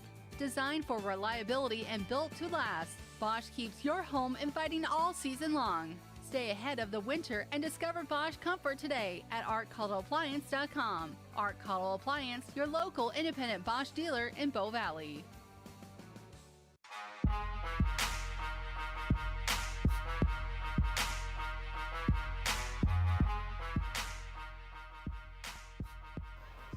.08 to go before halftime in a high-scoring first half. 28-22, Wynot leading St. Mary's, and this is exactly what we've kind of figured it was going to be here, Scott. So far, it's been a shootout.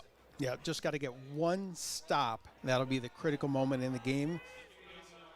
If any team can just hold on to the ball maybe one more time than the other one, that will be the difference in this game. Wynot kicking off again. Once again, that short kick. They go onside this time. Ball's on the ground again. Did Wynot do it a second time? And St. Mary's catches a break. They get it back. They're going to start things at the 34-yard line in their own territory. That bounced off one of the first men there and went back towards Wynot. There was a scrum for the football, and a Cardinal comes away with it. You'll give up yardage on the field for a chance at just having that scrum.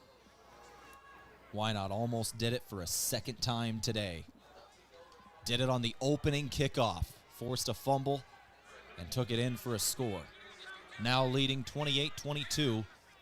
Wynot almost did it again. Instead, St. Mary's Cardinals going to start things at the 34-yard line in their own territory. Hedstrom going to wind up the deep ball, throws downfield. What a catch! A one-handed grab. Wow! Is that number James 6? Eby. Number 8, James Eby. Oh my gosh. Literally something you would see on Sunday. Spun around, had a right hand up, caught it with his right hand, and that was it. Left hand was nowhere near the football, and then falls on his back. What a catch. Seen a lot worse catches on Sundays than that one. Wow. Hedstrom back to throw again. He's got a wide open man going right back to Eby near the 15-yard line. He'll be taken down at the 14. Another first down, back-to-back catches for Eby downfield. If you know somebody's sitting at home, give them a shout. Let them know this game is on the radio. This is unbelievable back and forth football. But to see those kind of catches and just have them in high school is unbelievable. 28-22, St. Mary's trailing Wynot by 6, but they are now inside the 15-yard line. Hedstrom with 3 men in the backfield with him. He's going to roll to his right, trying to get rid of this football, and he's just got to throw it away. Actually tried to throw it into the end zone. It was a Wynot player that almost got to that. Incomplete, but if that was a throwaway, that was a dangerous throwaway. It was almost picked. Yeah, and that was Cotner Cook. Yeah. Right there at the goal line. He was the closest man to it, and only another yard or so, and he would have had that one. Very close play.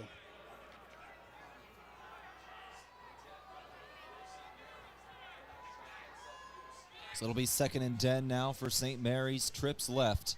Tight end off the right side of the line. Hedstrom takes the snap at his chest, rushes on. He's got to get rid of it. He's rolling to his right. He's been tripped up. He's going to go down.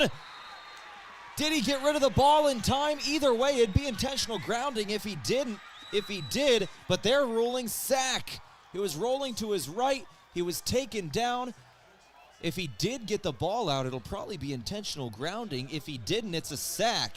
And the ruling on the field is sack. He's going to lose 12 yards on the play. 13 yards on the play, actually. 3rd and 23. I don't have the stat in front of me, but I would venture to say that's one of the few sacks he's taken this year. He's just able to work himself out of those situations, and even that one was just a shoestring tackle. So 3rd and very long, and I don't think they got the playoff again. This is going to be the 3rd delay of game call on the Cardinals. They're just not getting the play call in early enough. Delay a game again. That is number 3, Scott. Yeah, if nothing else, burn a timeout. We're in the first half. You got 3 timeouts. You see teams, they take those timeouts right into halftime a lot of. There's really no need for that. Well, it's 3rd down. The first down marker is the 4-yard line. Should be 3rd and 28. You're at the 32 of Wynot. The first down is the 4. 3rd and 28. Hedstrom throwing deep. He's got a man. It's caught inside the 10. We're going to have 4th down and about 5 after 3rd and 28.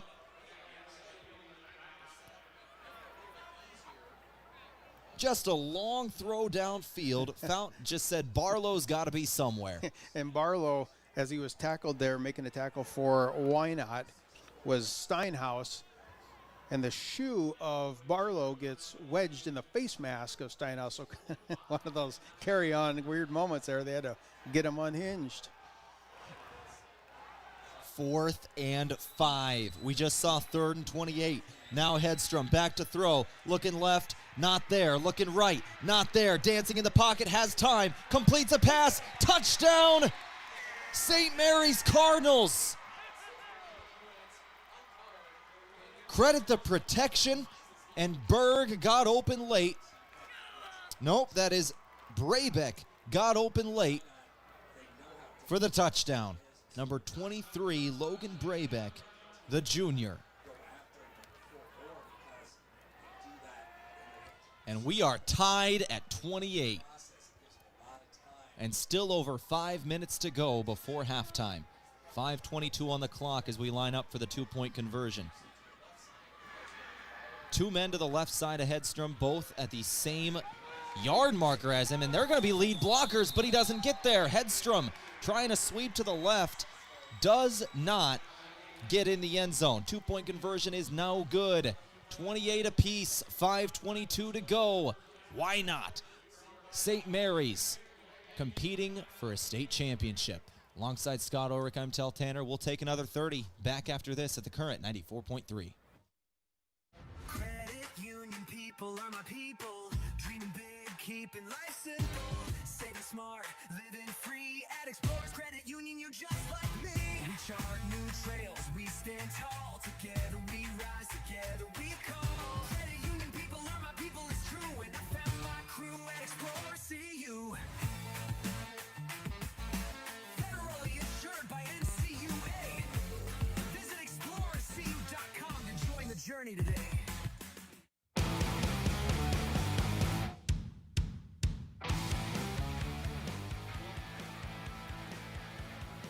5:22 to go here in the second quarter, and we're tied up at 28 apiece. St. Mary's ready to kick it back to Wynot. Last one went out of bounds. Wynot re-kicked it. This time they're going to just take it straight up. It's Cotner Cook again, and he's got great blocking. He's going to get through a gap and take it across the 30 down to about the 31-yard line, where Wynot will trot out their offense.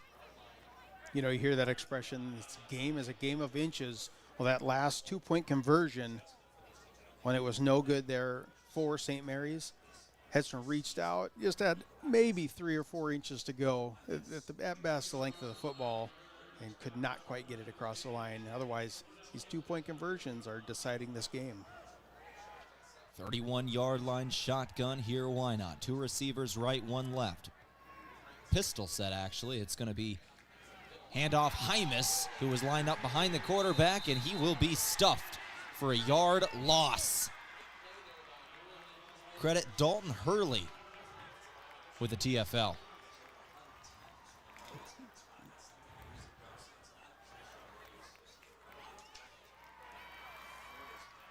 $28 apiece, 5:08 to go.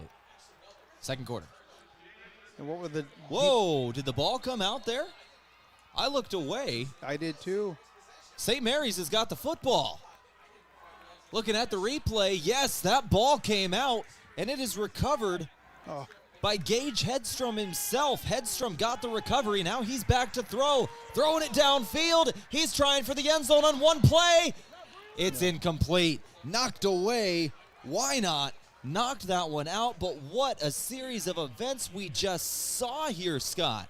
And I can hear other broadcasters saying the same thing. We did not realize that there was a fumble on the play. There just wasn't the usual celebration you see after that. It was just business as usual for St. Mary's. They're like, all right, we got it back. Let's get this done. Wow. So, yep, a fumble there. St. Mary's got it back. Hedstrom himself got the recovery after it was forced out by Dalton Hurley. Incompletion on first down, and here's 2nd and 10. And he's going to be drugged down is Hedstrom.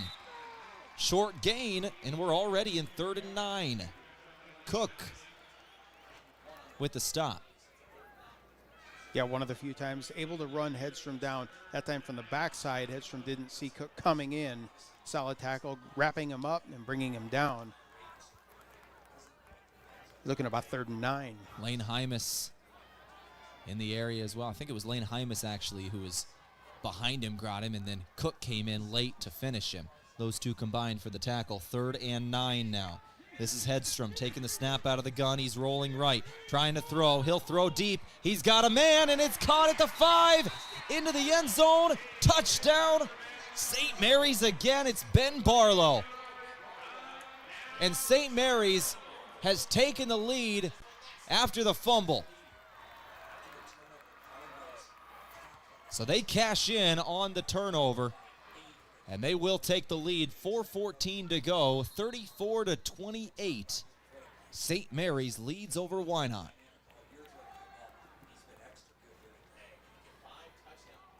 And Scott, you said it pregame, said, I don't know who's going to win, but we're in for a shootout. Yep, that's exactly what we're seeing. Even though right now the momentum is in St. Mary's favor, Wynot will come doing the Wynot thing. They'll start getting in a rhythm again. Gage Hedstrom back to throw for the 2-point conversion, dancing in the pocket, running out of time. He's rolling to his right now, green grass in front of him, and he's just going to take it in for the score. 2-point conversion attempt is good. And it's 36-28. We'll take a break, come back in another 30 on the current 94-3. Wynot now trails. When you need power you can count on, call Webben Electric. From agriculture to commercial and residential work, they handle it all, including trenching and electrical service for irrigation systems. Whether you're upgrading your operation, tackling a new project, or keeping things running safely and efficiently, trust the team with the experience to do it right. Visit Webben Electric on Facebook to learn more. Webben Electric, a proud supporter of our local student athletes in high school championship football.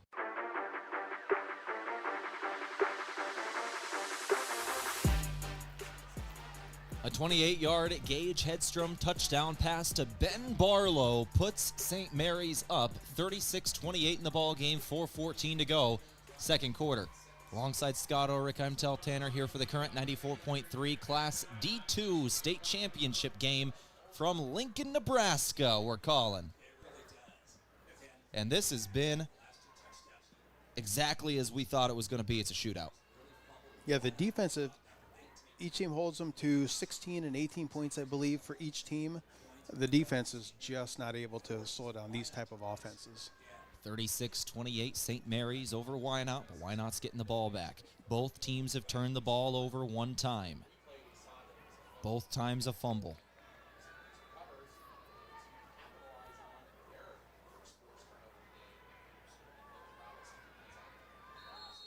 As St. Mary's is ready to kick this one away, the Cardinals Brabeck boots it deep. It's going to be caught at about the 10. Wynot bringing this out, and they've got a good return out across the 35. That was Cook to the 36-yard line. 36, 37 maybe, right at the big red N at the center of the field. Home of the Nebraska Cornhuskers once again. We're at Memorial Stadium, Tom Osborne Field here in Lincoln.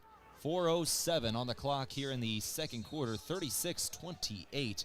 And if this game continues the way we're doing, we're going to have to start looking into records of highest scoring games in state championships, because this has been a lot in the first half. I think you're exactly right. Dropping back to throw, Cook gets the catch, and he is hit hard right away on the quick out. Brummer delivered the quick out to Cook, and gain of 2 or 3 only. We're getting used to seeing these 40 and 50-yard bombs here, so just a 3-yard out. Yeah. It's like, okay, that was just not what we're seeing. It was Ben Pongratz on the stop, and credit the tackling there.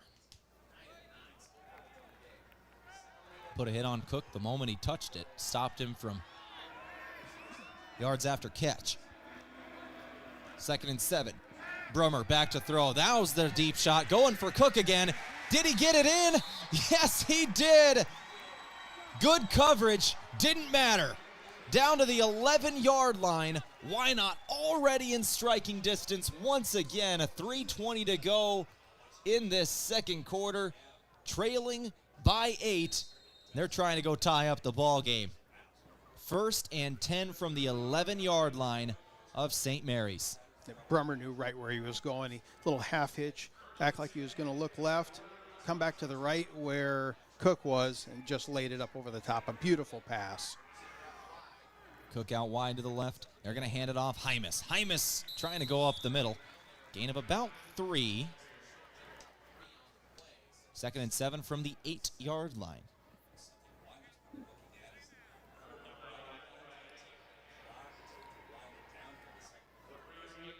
So 2:54 to go. 36-28 score. 2nd down and 7. Once again from the 8. Wynot takes the snap. Brummer pitches out Hymas. Hymas makes a man miss. Can't make the second man miss. He's down at the 5-yard line. 3rd and 4 from the 5. Yeah, good coverage on that one by Keegan Couch from St. Mary's. From first man to make contact, kind of disrupted the flow. But now it's just going to be 3rd down for Wynot. You know, this is actually kind of working in Wynot's favor, not getting the ball in on 1st down as they are ticking away clock. The clock is down to 2 minutes to go in the half for St. Mary's next possession. If you can get a 1st down without getting in the end zone, that is just perfect scenario for Wynot. But here's 3rd and 4 from the 5-yard line. The 1st down marker is the 1. There's the snap, and you got to blow things dead. I think we saw a timeout call from Wynot, and that's exactly what we saw. Timeout, Wynot. I think they're going to talk about exactly that. 1:47 to go, 36-28. We're going to take that timeout. Brought to you by Top Crop. We're only going to take 30 here. Back in 30 seconds. You're listening to The Current 94.3. Want to make a difference and build a future in healthcare? The Avera Nursing Advantage at Mount Marty University offers you 2 years of educational funding plus a full-time nursing job at Avera once you graduate. That's $30,000 in funding, real-world work commitment for 3 years, and a career you'll be proud of. Apply in your sophomore year, study your BSN, and step directly into your nursing role. Start your journey today at mountmarty.edu.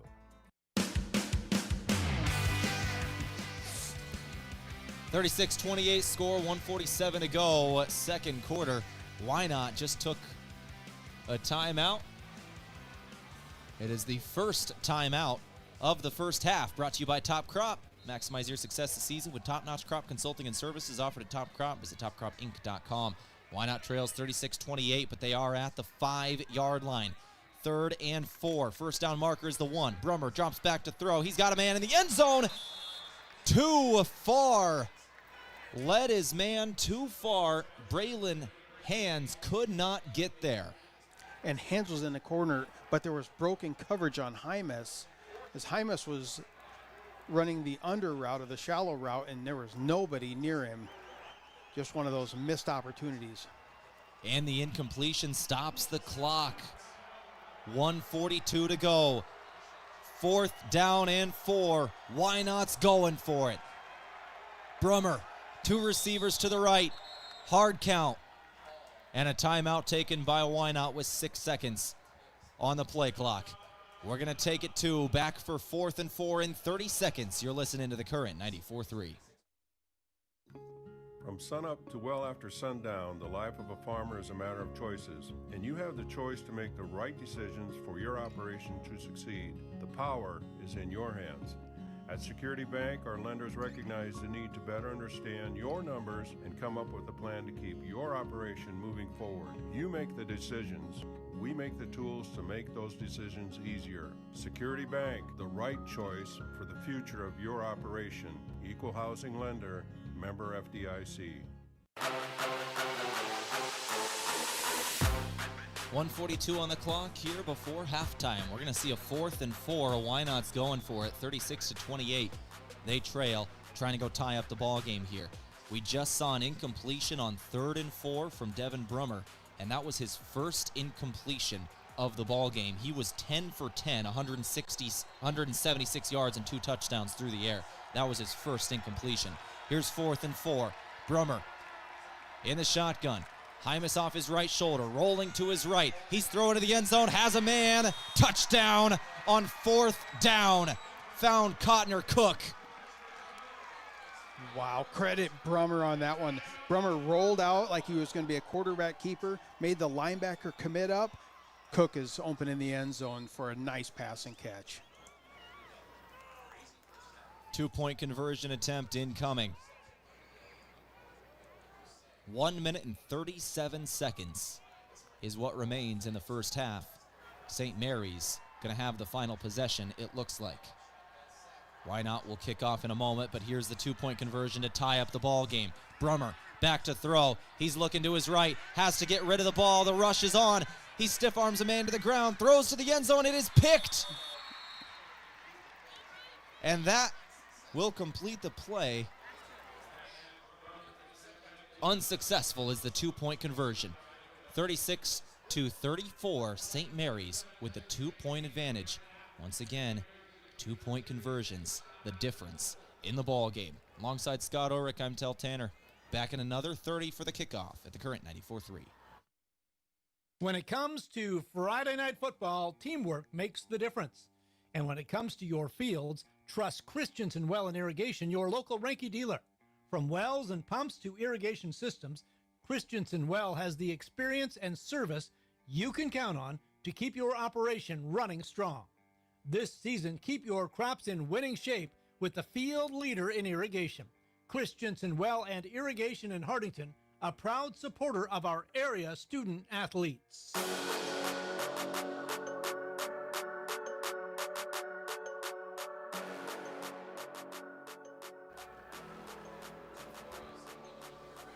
.137 on the clock before halftime. St. Mary's. They gave up the touchdown. They did not give up the 2-point conversion, and they have a 2-point advantage.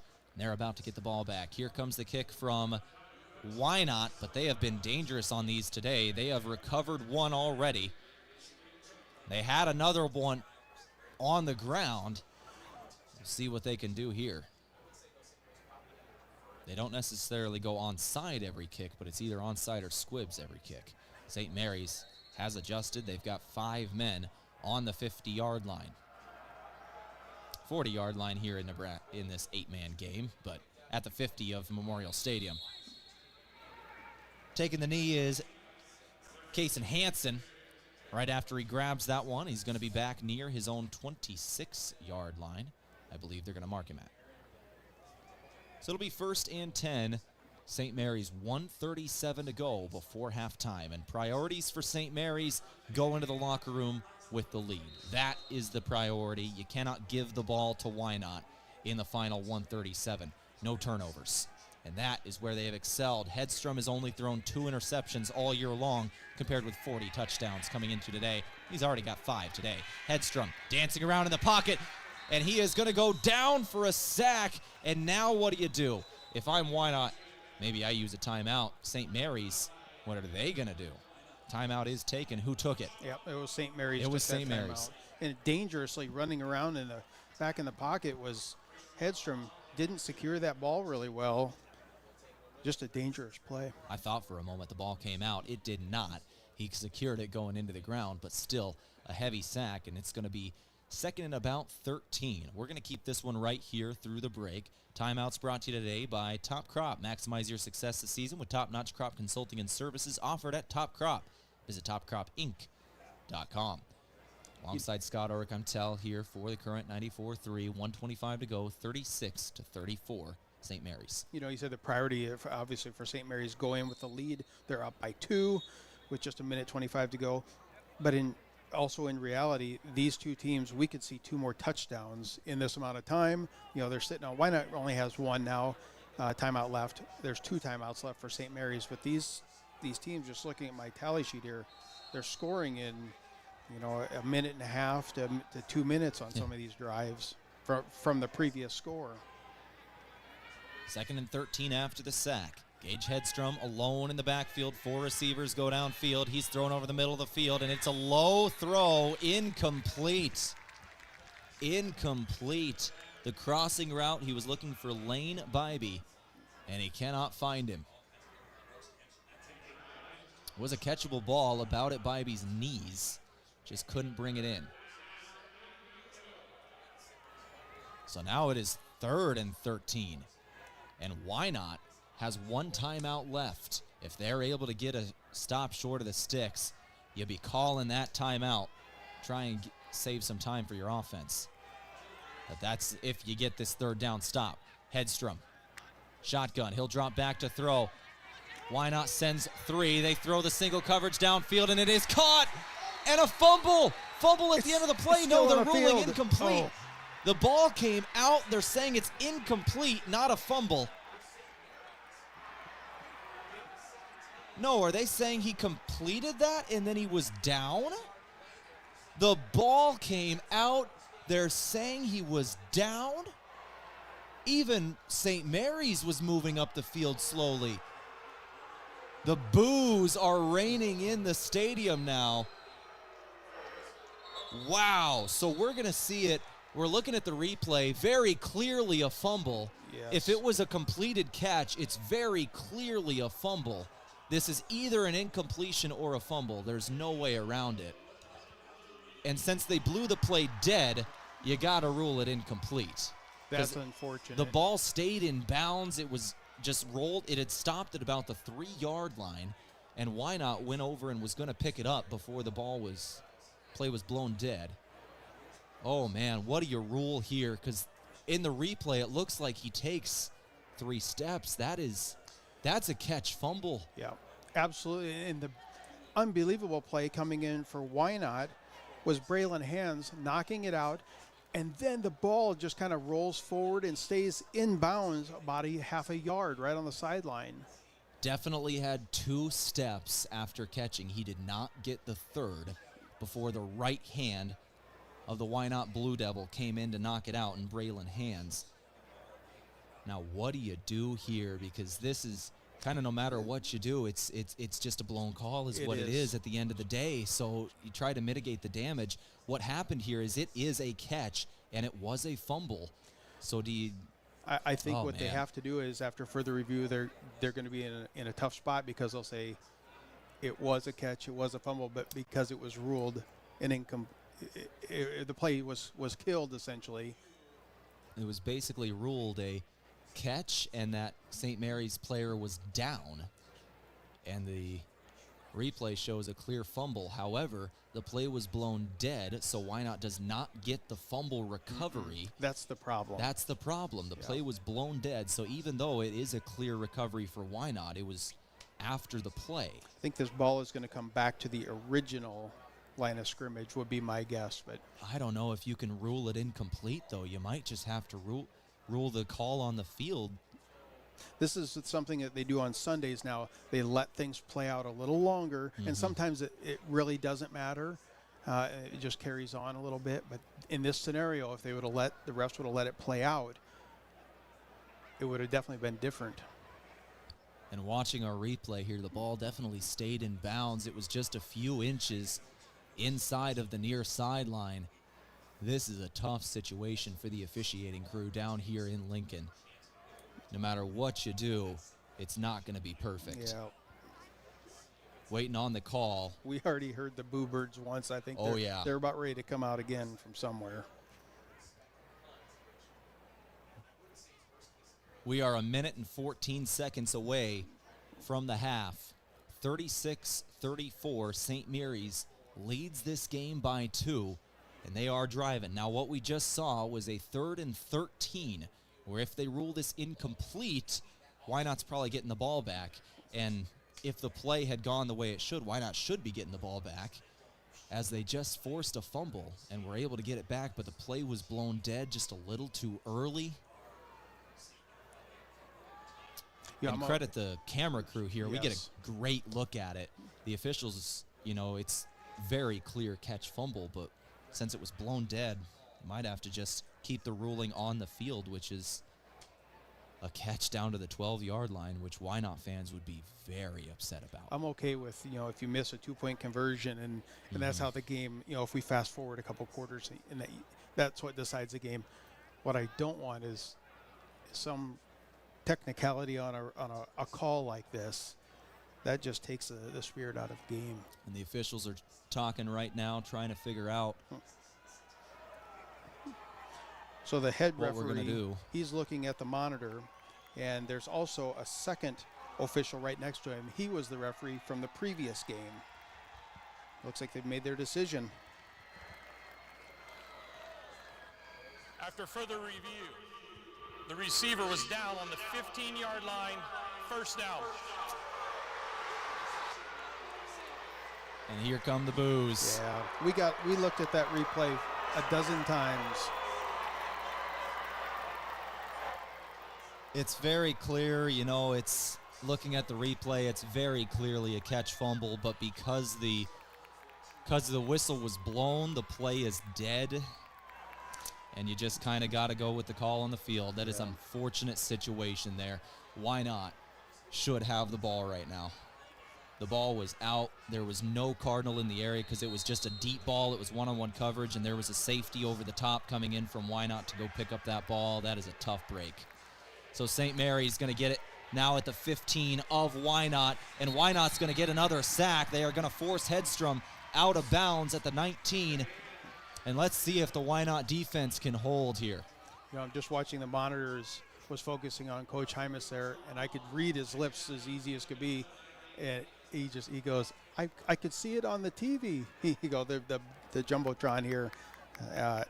It's just frustrating.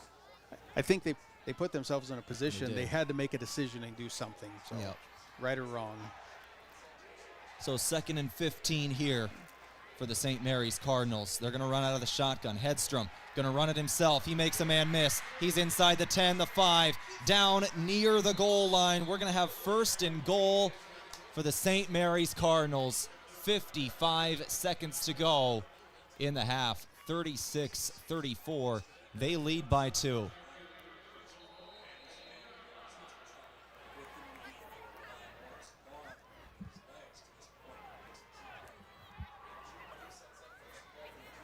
And one of the biggest running plays of the game, actually. I believe that was the biggest running play of the game. A run of 18 yards for St. Mary's, and now Hedstrom just takes it in himself for the touchdown run of 1 yard.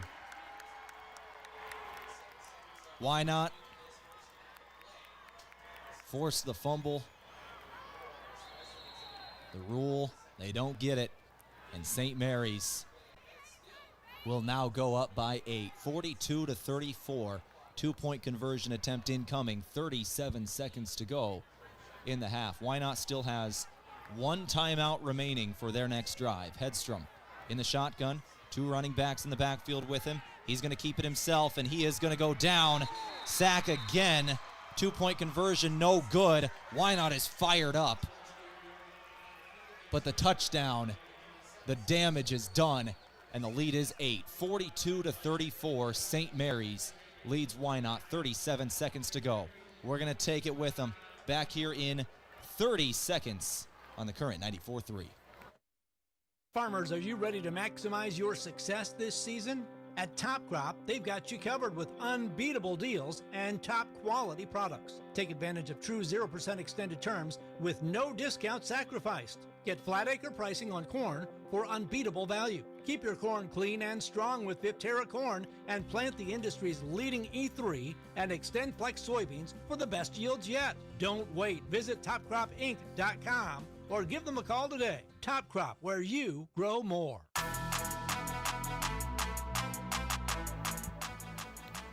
42-34, St. Mary's now leads over Wynot. An unfortunate series of events for the Blue Devils leads to a free 6 points for St. Mary's. It ends up being a 1-yard touchdown run from Gage Hedstrom. And St. Mary's now leads by 8, 42-34 Wynot. However, Wynot's going to receive the second half kick, and they've got 37 seconds. If they can get down the field here, they can erase it. They catch the ball at about their own 20. They return it out to the 29-yard line, and that's where they're going to start this drive. They have one timeout and 34 seconds. If you can get down the field here, erase that touchdown in these final seconds, you get the ball to start the second half, and we could have a 0-0 ball game going into halftime. Down only by 8 is Wynot.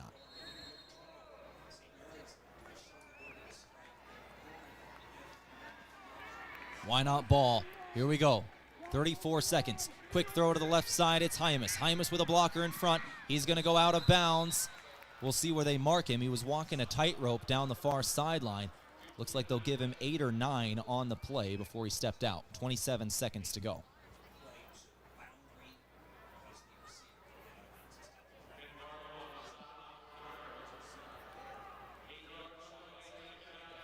Wynot ready to once again.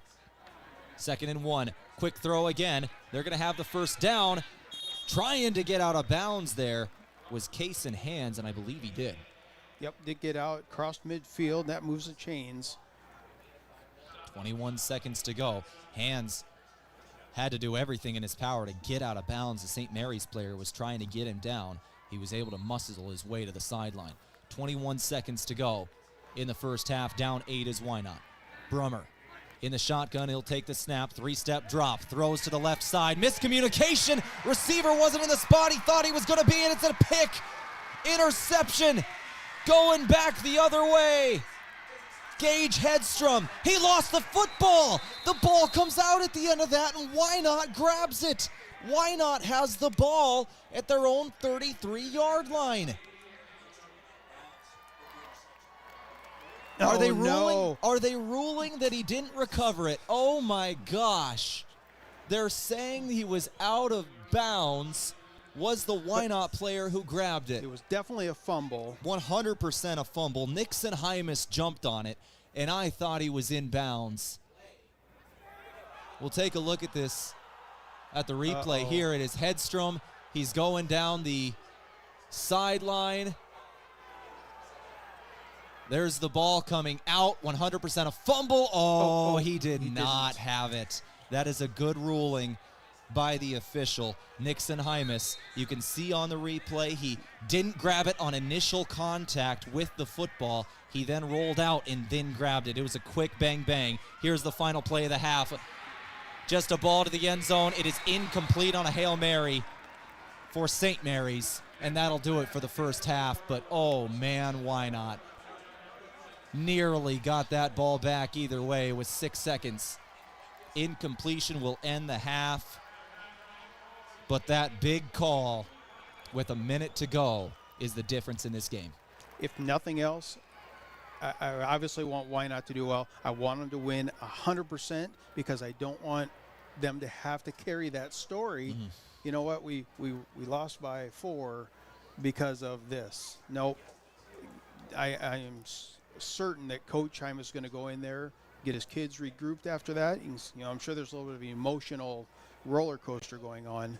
They'll regroup and come back out just like it's 0-0 on the scoreboard. That is a tough deal either way, but as you said, you got to regroup in the locker room, and we are going to have a extended halftime, it appears, as both bands are going to perform. So we'll have about a 23-minute halftime. We're going to take a break. We're going to come back, and we're going to start talking about this one. We'll go through all the scoring plays when we return. Alongside Scott Ulrich, I'm Tehl Tanner. It's 42-34 at the half. Wynot trails on the current 94.3.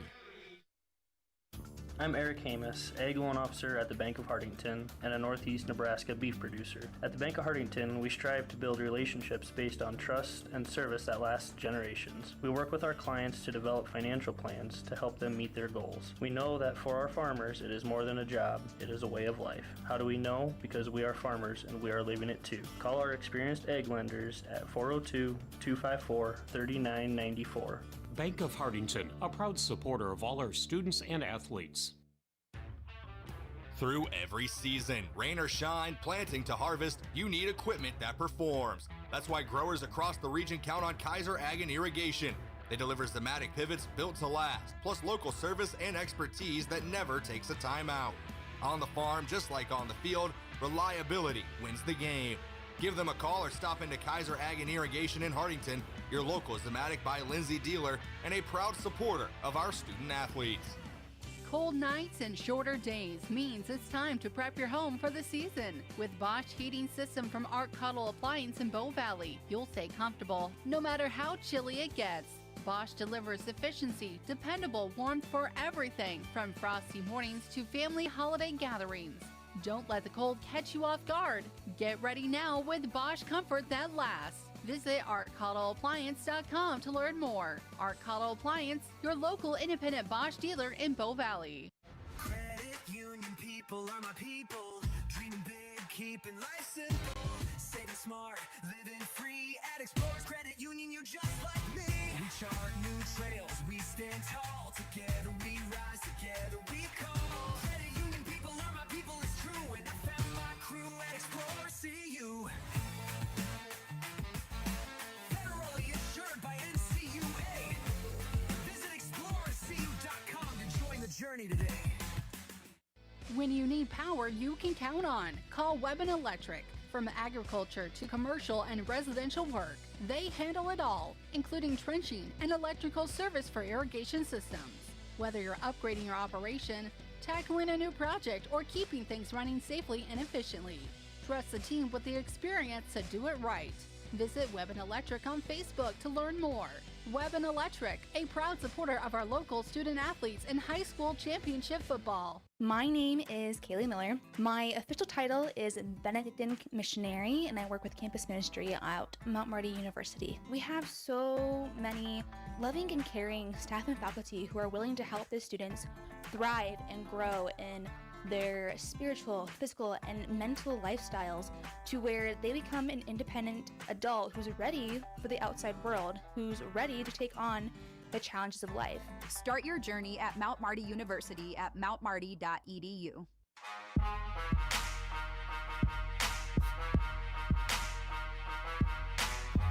(42-34), St. Mary's leads over Wynot at halftime. And the difference of the game, unfortunately, comes down to a, we'll call it questionable call, as there was a deep ball late in the half in the final minute and a half. St. Mary's throws it downfield, completed catch, and the official blows it dead early. Unfortunately, there was a fumble. We can see it on the replay, clear and obvious fumble. Not even close to the ground was the receiver. Wynot's going to grab that and have the football in the final minute and a half. Instead, ruled down early. Wynot at the 15-yard line, St. Mary's at the 15-yard line of Wynot after that. It's a tough thing. The officials talked about it for a long time, but the only thing you can do in that situation is go with the call on the field. It's the only thing that they could do after it had already been made. Yeah, and it's one of those, it isn't like they looked at it and didn't see the same thing that you and I saw on the replay a dozen it's clear times. and obvious. The problem was it was blown dead. The play was blown dead. You can't rule the fumble that happened after that because technically it's after the play since the whistle blew. Yeah, very tough spot. And again, the refs put themselves on accident in that tough spot by calling it dead so quickly. They had to give him the catch, even though the player wasn't down. It just, I hope that play just goes away in the story of this game. It's 42-34 at halftime, 8-point spread, as Wynot then cashed in on a touchdown just a few plays later, right before halftime. As we go through our scoring review now, this brought to you by Webben Electric, agriculture, commercial, residential, Webben Electric, 42-34. We saw a lot of touchdowns in the first half. Scott, how did we get here? There's just a lot of fantastic plays, and if we do the same scoring update at the end of the game, maybe we'll just do the second half, because there is a lot to cover here. The 10-minute mark of that first quarter, Lane Hymas and the Wynot Blue Devils struck first from 13 yards out. 2-point conversion was good from Brummer to Steinhaus. 8-0, Wynot was on top. And then answering right back is St. Mary's. Hedstrom to Bybee for 44 yards. The 2-point pass was good from Hedstrom to Barlow, all tied up at 8. Then at the 4:20 mark of the first quarter, Cotner Cook, 4-yard touchdown run. 2-point conversion was no good. Then at the 1:46 mark, we're right at the waning moments of the first quarter, Brummer to Braylon Hands, 60 yards. And again, the 2-point conversion, no good. Wynot on top 20-8 at that point. Then things started to turn a little bit. The momentum got going for St. Mary's. 36 seconds to go in that opening quarter. Hedstrom to Berg, 35 yards. 2-point conversion was good by Hedstrom, 20-16. Then starting the second quarter, the 10:44 mark, Hedstrom to Barlow for 37 yards. 2-point conversion, no good. And it's very close at that point, 22-20, St. Mary's advantage. Halfway through that second quarter, Brummer to Steinhaus, 10 yards. 2-point conversion, the pass was good to Steinhaus. Wynot jumps back on top, 28-22. Then Hedstrom and Braby answer right back with a 9-yard touchdown pass. Again, 2-point conversion, no good. All tied up at 28 at that point. At that point, there's only 5.5 minutes or so to go before the half. You think, so there's probably no score, right? Yeah, we're kind of coming down to the wire, really just going to coast into halftime. Not a chance. 4:14, so basically just over a minute. Bird off the clock, Hedstrom to Barlow, 28 yards. And the conversion was good by Hedstrom. They take a 36-28 lead. Then we get down to a minute and 37 seconds to go in the game. In the first half. It's Brummer to Cotner Cook, 5-yard touchdown, and the 2-point conversion no good. So now we're 36-34. What can really go wrong in a minute and a half? Well, a lot can change. A lot of drama can unfold, as we've talked about. 37 seconds to go in the opening first half. And a 1-yard touchdown run by Hedstrom. 2-point conversion, no good. 42-34, and that's where we sit on the scoring. But a lot of that, I try to put some emphasis in, and I don't have them totaled up for each team. There was a lot of 2-point conversions were not converted in that first half, and I know that Wynot left at least a touchdown out there of 6 points just in 2-point conversions that they missed. So a lot could be done and change things on the scoreboard. 42-34 is your halftime score. St. Mary's leads Wynot. Alongside Scott Ulrich, I'm Tehl Tanner. We're going to go ahead and take a break.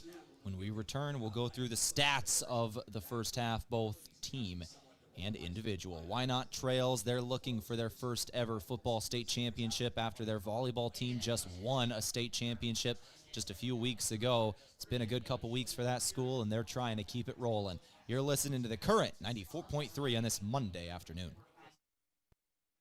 Did you know that using your debit card to pay in stores, online, even within apps, has never been easier or more secure? Now there's a better way to pay with Digital Wallet from Security Bank. Whether at the coffee shop, grocery store, or online, instead of making purchases using your plastic card, now you can pay with your smartphone, tablet, or smartwatch. Just touch, tap, pay the easy way with Digital Wallet from Security Bank. Ask about it today. Member FDIC. Irrigation, who needs it? After this wet summer, maybe that thought has crossed your mind. Every growing year is different. Christensen Well and Irrigation wants to help you prepare for the seasons ahead. They recommend pulling your irrigation pump if it's been in the ground 20 years or more. Assessing your pump during the fall and winter avoids breakdowns during the growing season. Call 402-254-6809 or visit christensenwell.com. Christensen Well and Irrigation of Hardington and Wakefield is a certified Renke Irrigation Systems dealer. Farmers, are you ready to maximize your success this season? At Top Crop, they've got you covered with unbeatable deals and top quality products. Take advantage of true 0% extended terms with no discount sacrificed. Get flat acre pricing on corn for unbeatable value. Keep your corn clean and strong with Viptera corn and plant the industry's leading E3 and Extend Flex soybeans for the best yields yet. Don't wait. Visit topcropinc.com or give them a call today. Top Crop, where you grow more. With so many choices for students out there, life can become quite hectic. From choosing the right school to managing your finances, it can be hard to keep it all in check. Bank of Hardington is here to help you take the worry out of your finances. Our free Student Club checking includes all the features and benefits you'll need to start life out on the right path without the worry of hidden fees and charges. So if you're ready to enter that next stage of life, work with a fifth-generation bank who's had their roots planted firmly in Northeast Nebraska since 1934. Contact us today. Bank of Hardington, Equal Housing Lender, member FDIC. Through every season, rain or shine, planting to harvest, you need equipment that performs. That's why growers across the region count on Kaiser Ag and Irrigation. They deliver Zematic pivots built to last, plus local service and expertise that never takes a time out. On the farm, just like on the field, reliability wins the game. Give them a call or stop into Kaiser Ag and Irrigation in Hardington, your local Zematic by Lindsay dealer and a proud supporter of our student athletes.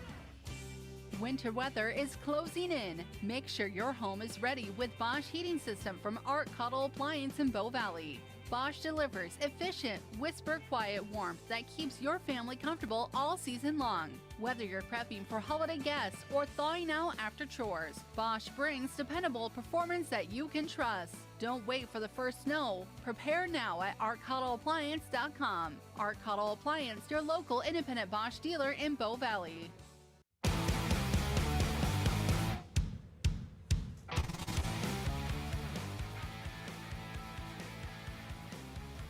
All right, back here at the Current 94.3, alongside Scott Ulrich, I'm Tehl Tanner. As we go through our stats today, let's go ahead and take a look at both team and individual stats today. I'll go through the team, then we'll turn it over to Scott. 265 total yards to 272 total yards. There is a 7-yard difference in total yardage. Advantage, St. Mary's. They have it by 7 yards, and, of course, they lead on the scoreboard at the half, 42 to 34. In terms of a balanced offense, why not a lot more balanced? 71 yards on the ground in the first half. Lane Hymas has 49 of those and one of the touchdowns. 18 yards on the ground, and that is all for St. Mary's. And all of it came on one run. It was the 18-yard run down to the 1-yard line for Hedstrom. They've had a couple other runs, but Hedstrom, a lot of short yardage and a couple of sacks taking away their team rushing yards. But through the air, oh my gosh, these two quarterbacks have been amazing. We'll talk about that in a second. Let's go through time of possession and conversions. Time of possession actually in favor of Wynot here, 14:49 to 9 minutes and 11 seconds for St. Mary's. In terms of your third downs, Wynot is 3 of 6, St. Mary's 3 of 5. Both teams are 100% on fourth down, 2 of 2 for Wynot, 1 of 1 for St. Mary's. Let's go to individual stats. Yeah, you talk about the passing. Obviously, both teams are just throwing it and making big plays down the stretch. First up for St. Mary's, Gage Hedstrom, 11 for 16, 254, and 5 touchdowns. He has 69% completion rate, throwing very good is Hedstrom. And both of these quarterbacks are seniors, I should mention. With those 5 touchdowns, though, who's he throwing them to? Well, on down the stretch, Barlow, that's Ben Barlow, had 5 grabs for 134 and 2 touchdowns in that opening half. Drake Berg finished with 2 grabs, 35 yards, and 1 touchdown. Lane Bybee had 1 grab for 44. It was a touchdown. And then Logan Brabeck had 1 grab for 9 yards, and it was a touchdown. So spreading things around along with the yardages, the catches, and the touchdowns as well is Gage Hedstrom, the quarterback. The rushing, Gage Hedstrom has 9 for 11 yards, 1 touchdown, and Drake Berg 2 for 7. So, as you mentioned, the rushing just not there, and that's leading to why Wynot has the time of possession advantage. Now, passing-wise for the Wynot Blue Devils, Devin Bremer, 13 for 15, 194, 3 touchdowns to 1 interception. He's completing 87% of his passes. Who are they going to? Well, they're is most favorite receiver so far in this first half, Cotner Cook. Cook is over the century mark. He has 6 grabs, 104, and 1 touchdown. Braylon Hands, 4 grabs, 71 yards, a touchdown. Lane Hymas has 2 grabs for 9 yards, and Killen Steinhaus has 1 catch for 10 yards, but it was a touchdown. Now rushing the ball, they're led by Lane Hymas, 15 rushes for 49 yards, 1 touchdown. Nixon Hymas, 2 for 18. And Cotner Cook has 2 rushes for 4 yards and 1 touchdown, and those are the stats. Now, St. Mary's has done it through the air and has been successful through the air, but they have not been able to run the ball. As we talked about, their rushing stats just not there. 18 yards on the ground in the first half, and that is all. And a big reason for that is no carries for their starting running back in Keegan Couch, who has been their starting running back through 12 games and is playing today. We see him out there. He is playing defense, but we have not seen a single carry for him. He has 410 yards on the year and 6 touchdowns, 74 carries. That is, all of those are second on the team to Hedstrom. He is that second option, and we have not seen a carry. So I'm wondering if maybe he has a little bit of an injury there. They're playing him on defense, but they're not going to use him on offense. Might not be a fully healthy today, and that might be a big reason why the running game for St. Mary's is suffering. I'm a little surprised. That's a great point. And Hedstrom, 9 for 11 yards. When you look at his season stats, he's 174 carries on the year, almost 1,800 yards and 35 touchdowns, and those are all rushing. So each time that we've watched Hedstrom in the pocket and he starts dancing around and making it so the Wynot linemen are just struggling to contain him, he's not taking off and running downfield. He's waiting for his receivers to get open, and that could be a very decisive coaching decision, saying, hey, they think they have an advantage at the wide receiver. Let the players get open before you take off and run, because so far in this first half, we have not seen the scrambling and run downfield from Hedstrom. And once again, we do see Keegan Couch. He's out there with the team right now warming up for the second half, and we've seen him play in defense, just no carries on the offensive side of things in the state championship game. So I wonder if there's something ailing him that we don't know about there. Either way, they're going to have to figure it out on the ground in the second half, but they've done it through the air successfully in the first half. 42-34, St. Mary's does lead this ball game. Alongside Scott Ulrich, I'm Tehl Tanner. We're going to take another break, one final break. We'll come back and wrap up our halftime show on the Current 94.3. People are my people, dreaming big, keeping life simple, saving smart, living free. At Explorers Credit Union, you're just like me. We chart new trails, we stand tall. Together we rise, together we call. Credit Union people are my people, it's true. And I found my crew at Explorers CU. Federally insured by NCUA. Visit explorerscu.com to join the journey today. When you need power you can count on, call Webben Electric. From agriculture to commercial and residential work, they handle it all, including trenching and electrical service for irrigation systems. Whether you're upgrading your operation, tackling a new project, or keeping things running safely and efficiently, trust the team with the experience to do it right. Visit Webben Electric on Facebook to learn more. Webben Electric, a proud supporter of our local student athletes in high school championship football.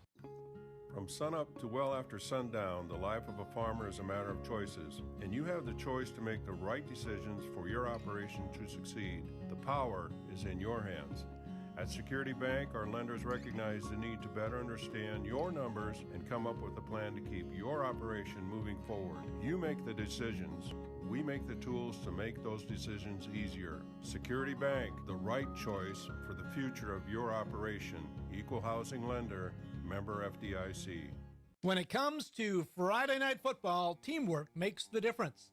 And when it comes to your fields, trust Christensen Well and Irrigation, your local Ranky dealer. From From wells and pumps to irrigation systems, Christensen Well has the experience and service you can count on to keep your operation running strong. This season, keep your crops in winning shape with the field leader in irrigation. Christensen Well and Irrigation in Hardington, a proud supporter of our area student athletes. Farmers, are you ready to maximize your success this season? At Top Crop, they've got you covered with unbeatable deals and top quality products. Take advantage of true 0% extended terms with no discount sacrificed. Get flat acre pricing on corn for unbeatable value. Keep your corn clean and strong with Viptera corn and plant the industry's leading E3 and Extend Flex soybeans for the best yields yet. Don't wait. Visit topcropinc.com or give them a call today. Top Crop, where you grow more. With so many choices for students out there, life can become quite hectic. From choosing the right school to managing your finances, it can be hard to keep it all in check. Bank of Hardington is here to help you take the worry out of your finances. Our free Student Club checking includes all the features and benefits you'll need to start life out on the right path without the worry of hidden fees and charges. So if you're ready to enter that next stage of life, work with a fifth-generation bank who's had their roots planted firmly in Northeast Nebraska since 1934. Contact us today. Bank of Hardington, Equal Housing Lender, member FDIC.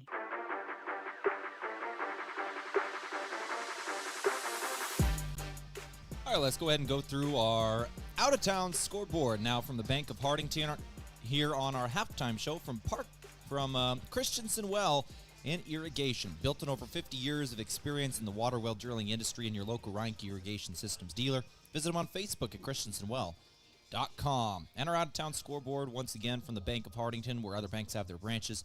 Bank of Hardington has their roots. Once again, it is 4:35 p.m. on Monday. It's actually a little better than when we did it at about 11 a.m. the last time we did this out-of-town scoreboard update. But let's go through, since there's no other games, let's go through the other state championships games that are going to be happening, starting with two that have already been completed.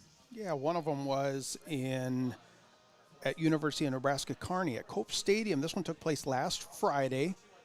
And number 1, Garden County defeated number 3, Southwest. This is in six-man football, 41-22. And then again, that game took place last Friday. We looked up some of the stats and was looking at those two teams, and those teams have humongous rosters, many more than what you're seeing on the field here today, and even in some C2 schools. We were very impressed. But Garden County coming out away with that victory last Friday. Then earlier today in Class D1, it was Crofton. They played number 3 Sandy Creek. Game has gone final this morning, as mentioned, 66-26. Sandy Creek really controlled that game from kickoff to finish. And that game there was one of those featured some high-powered offenses, great quarterback play, and running back play as well. Those games are completed. We got a couple more games to go here. Looking at Class A, that game is tomorrow night, 7:15. That is Millard South versus Papillion La Vista South. Class B, Waverly versus Gretna East. Class C1, that is going to be tomorrow as well, Wahoo and Sydney. And in Class C2, number 2 Bishop Newman takes on number 4 Grand Island Central Catholic. Game played tomorrow, 2:45. So if you decided, a couple more to go.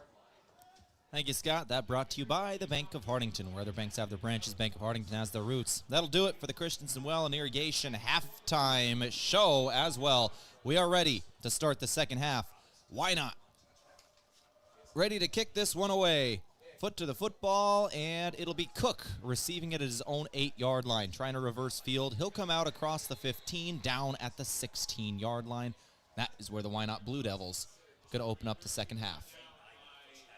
Wynot trailing 42-34 as we start the second half of their second ever state championship appearance. Wynot was here just 3 years ago. They did fall in that ball game. Their second time in 3 years they have been to this game. Just 2 years ago, I guess you could say it that way. Second appearance in 3 seasons. And Wynot going to start things off in the second half with a pitch to Hymus, and he's going to be stopped for a loss as a flag comes in at the end of the play. Did we see another face mask? We've seen a lot of them. His head definitely bent in the wrong. Yep, there it is. At the very end, the player was on the ground and grabbed that face mask.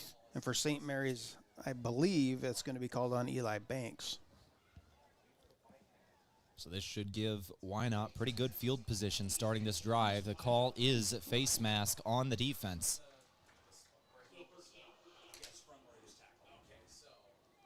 So walk off a few yards. 1st and 6 we're going to have. 1st and 6 or 7 here. No, it looks like 7. All right. So he ended up getting 3 yards out of it because it was a tackle for loss in the backfield. But then they get him to jump off sides, looks like. St. Mary's jumped there. Let's see if a Wynot player moved first. Flags are thrown. Offsides. So we're going to have 1st and 2? You don't see that one very often. I don't think, I've seen a lot of weird ones. 1st and 2 is a new one for me. And the PA announcer in the stadium sounds very happy as he gets to say that. 1st and 2 for the first time in all of our lives. 1st and 2, why not? Hymus going to take it. He's going to be close. And now we're going to have a very regular and unfun 2nd and 1. How boring this one's going to be. How boring is that? We saw 1st and 2. My day is made. I want to see a first down coming up here. Let's move the chains. Keep the momentum going. 2nd and 1 here for the Wynot Blue Devils. Will be Brummer in the shotgun. Hymus off his right shoulder. Takes the snap, drops back, looking to throw. Looking left, he's going to scramble with it. He's got the first down and a little bit more. He'll go down at about the 35-yard line in own territory. Give him the 36. I always feel like when you come out of the half, your first drive really sets the tone. Did you make the right adjustments? Are things going the right direction? And a lot of times if you stumble out of the gate, it does carry out through that second half. So far, these first few plays, Wynot looking very good. 10:30 on the clock and counting. Out of the huddle, Wynot, 2 receivers to the right, 1 to the left. That's Cook. Hymus splits out. They're going to fire to Cook alone on the left side.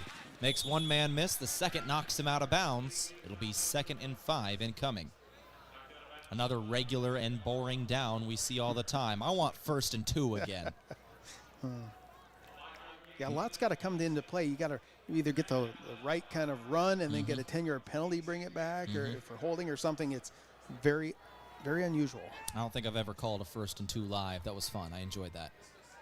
It was a fun little 30 seconds I got to have. Now I'm just stretching it out for as long as I can. I'm enjoying my couple moments. Gonna have a 2nd and 5 handoff. Hymus trying to go up the A gap. Stuffed, but he's able to get about 3 out of it. 2 or 3 yards. We're gonna have 3rd and short. I want to revert back quickly to that call we talked about in the first half that we said it was controversial or it didn't go quite as we'd hoped. That kind of a call, because it was reviewed, I got this from a state official a minute ago with the NSAA, the review booth and the referee both have to be on the same agreement for it. So the decision wasn't just made by the ref on the field. Brummer rolling to his right. He'll fire. He has first down yardage on his intended target being Cook. Right at the sticks. He'll go down. Second effort, he actually got back behind the sticks, and then he ended up clawing his way back there as he tried to make a move. I think they'll give it to him. They will. All right. 1st and 10. But, yeah, as you were saying, they have to agree on there. The thing is, on that play, there's really nothing the officials can do besides just go with the ruling on the field. And that's where the agreement comes in, because there's really nothing else they could have done there. And the Bluebirds are targeting the white hat on the field, but there was a lot more people involved with that decision. 34-yard line. Brummer up the middle. Short gain of 1. 2nd and 9 incoming. Yeah, like them. They're mixing it up. Good pass, good run. Trying to keep the defense guessing, but the defense is still staying in their 3 defensive line front. They got 1 nose guard, 2 defensive ends lining up against that Wynot offensive line. 2nd and 9, Brummer. Shotgun, Hymus off his right shoulder. Takes the snap, 3-step drop. 3 men are after him. He's got a flush out of the pocket. Throws downfield. He's got Cook. Cook at the 15-yard line. Completed pass, 1st and 10, and a gain of nearly 20. Cotner Cook has looked great this entire game so far. Solid play, offense and defensive side of the ball, but just finding the open spot, putting himself in the right position for Brummer to find him. After that catch, he'll have somewhere around 130 yards receiving, has 1 touchdown as well. That was his 9th catch on 9 targets. Brummer dropping back to throw again. Quick screen out, Hymas. Hymas has got good blocking. He's in the 10-5. There is a flag down. Hymas is in the end zone, but I think this one is going to come back. This is going to be a flag on the block. Did we see holding? Yes. A little bit of a grab, maybe. I don't think it was that big of a grab. But yeah, we're looking at our replay here. We got about 8 minutes and 32 seconds remaining. Here's the call. Holding. Number 42. Holding is the call. That'll be on Jace Lang.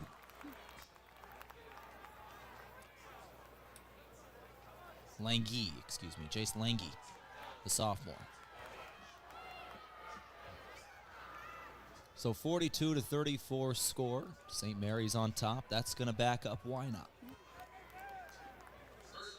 That was a first down play, however, so Wynot still has first down. And it was 3 yards downfield was the 10-yard penalty. So 1st and 17. Dangerous throw is incomplete. Throwing a quick out to the right side. Defensive back in a good position there. Yeah, they're trying to get it to Steinhaus. They were playing on the short side of the field there, but at the last second, Steinhaus came into the picture. Otherwise, I thought the ball was being thrown right to a St. Mary's defender. I think it was Jed Nelson who actually ended up getting the hand on it. Steinhaus also in the area, but yeah, that was dangerous throw. And now it is 2nd and 17. First down marker is at the 5-yard line. At the 22 is Wynot. They're going to run a quick screen to Hymas again, and he's going to break a tackle, and he's in open field, and he will walk into the end zone after breaking a tackle at the 10. Lane Hymas, a receiving touchdown on that one. Yeah, great opening drive coming out of the locker room, overcoming a penalty on that one, plus a little momentum swing at the end of the first half. Love the response by those Blue Devils coming out at the 8:21 mark of the third quarter. Lane Hymas has an incredible amount of touchdowns on the ground, 26. That is only his 3rd receiving touchdown on the year. Here's the 2-point conversion to tie up the ball game. Wynot trails 42-40 as it stands. Brummer, shotgun, takes the snap. He's going to pitch it. Hymas going to the right, and he's going to throw it himself, and it is caught. The running back threw it into the end zone, and a Blue Devil teammate was there to make the catch. That was Braylon Hands. And we are tied up at 42, a halfback toss into the end zone, 42 apiece, 8:21 to go, third quarter. Alongside Scott Ulrich, I'm Tehl Tanner. We'll take another break. We'll come back in another 30 for the kickoff at the current 94.3. Through every season, rain or shine, planting to harvest, you need equipment that performs. That's why growers across the region count on Kaiser Ag and Irrigation. They deliver Zematic pivots built to last, plus local service and expertise that never takes a timeout. On the farm, just like on the field, reliability wins the game. Give them a call or stop into Kaiser Ag and Irrigation in Hardington, your local Zematic by Lindsay dealer and a proud supporter of our student athletes.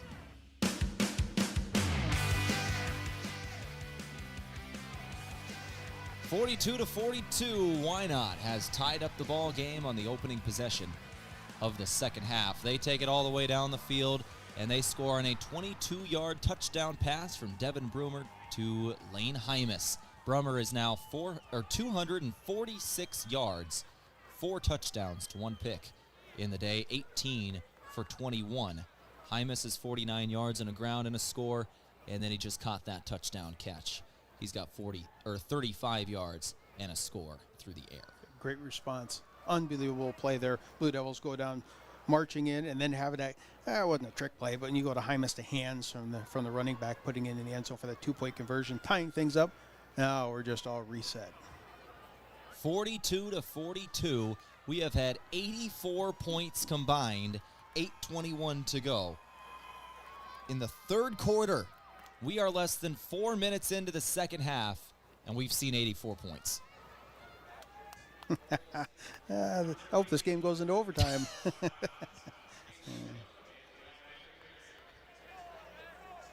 Just an incredible number. All right, Wynot ready to kick this one away. It'll be Nixon Hymas with the duty.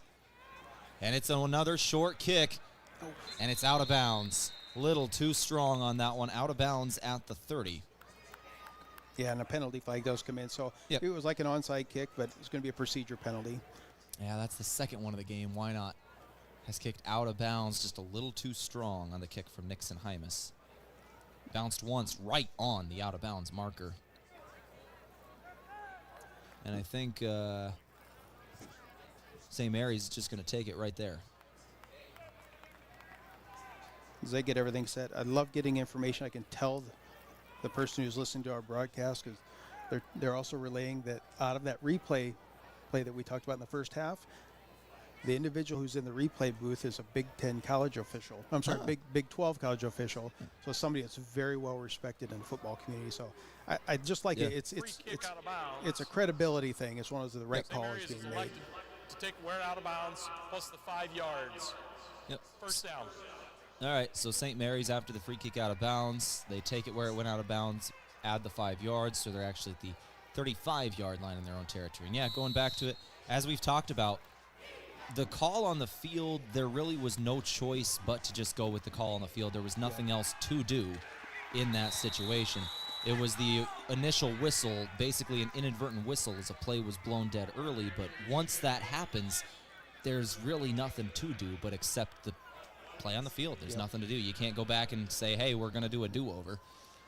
I like the play that just happened on the field. 1st and 10, and they get 1 yard, and now a 2nd and 9. Kind of behind the sticks here is St. Mary's. Well, technically 1 yard inside of the sticks, but 2nd and 9 yeah, it coming. Close. Any sort of a short yardage gain on the play is good news for either of these defenses. It's once again 84 points combined. Whistles are blown, flags are thrown. Procedure penalty pre-snap going to come in. I think this one should be on the offense. No, on the defense. So Wynot was jumping at the snap. Somebody got in the neutral zone. Offsides. All right.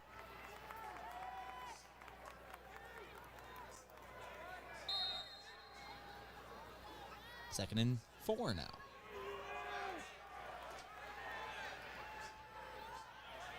Hedstrom. Roll. He's got the ball in the pocket. Runs out of time. He's going to his left. Breaks the tackle. Goes down after the second man gets there. Hit him hard. Right at about the knees. Goes down after a gain of 2. And that's a concern because Hedstrom is playing with a hurt right knee today. He's got a brace on it. He took a big hit there from Killian Steinhaus.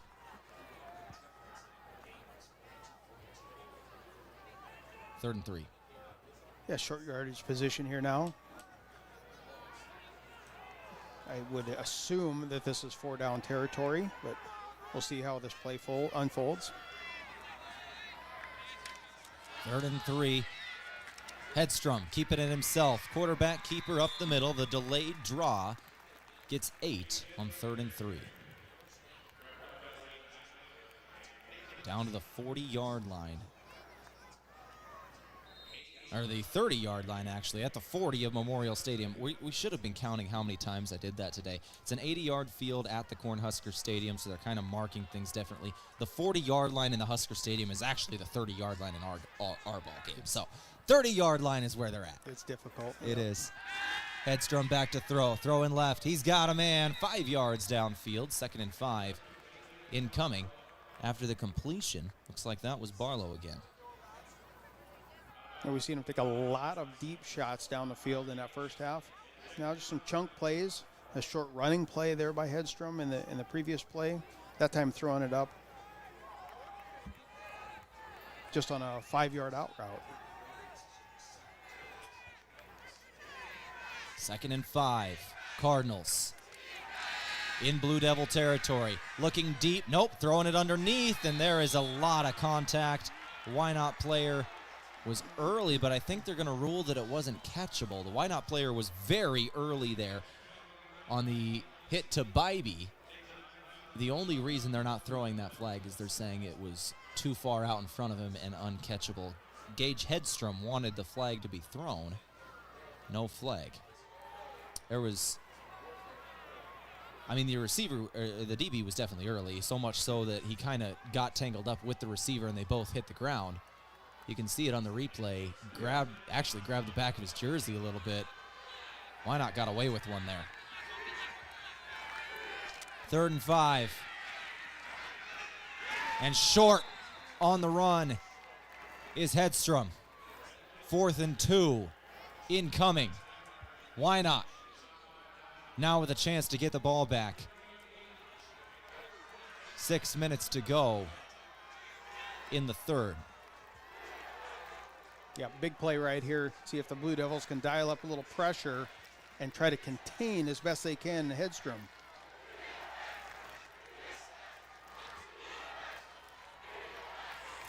Fourth and 2. Hedstrom, one receiver out to the right. 5 down linemen.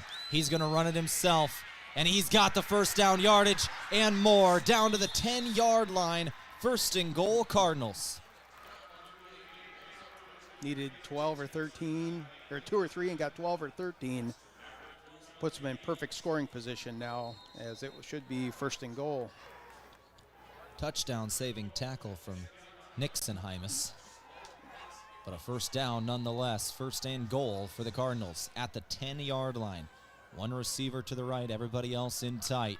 Hedstrom got him to jump, clapped his hands, and the nose tackle for the Wynot Blue Devils was big number 99, and Parker Schmidt going to be the one offsides here. Walk off 5. 1st and goal from the 5.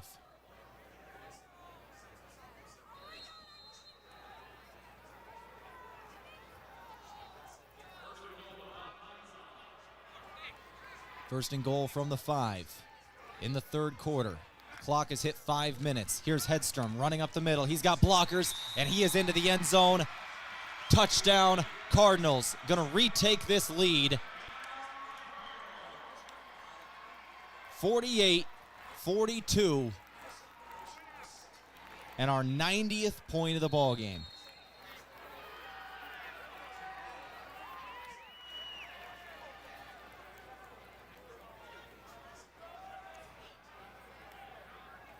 Two-point conversion. St. Mary's, Hedstrom with 2 receivers to the left. Running back off his right shoulder. 3-step drop, rolling to his left. Now he's flushed out of the pocket. Flips it into the end zone, and it is knocked away. One of the Wynot Blue Devils was able to get a hand on that one and is a little shaken up after the play. The same man who got that, and that is a big player. That's Cotner Cook, who is very clearly uncomfortable walking off the field holding his left shoulder. That is something to keep an eye on, as Cotner Cook is 130 receiving yards and a touchdown today. He has been the #1 target for Wynot, and they're about to take the field offensively. 48-42 your score, 4:57 to go. 3rd quarter, Wynot now trails by 6. Will return for their offensive drive in 30 seconds at the current 94-3. When you can't know what's coming, know you're covered. With Avera Health Plans, you can count on local, trusted care and your choice of doctors and care close to home and across the nation. Health insurance coverage shouldn't feel out of reach. Contact your local agent or explore your options online. Visit averahealthplans.com.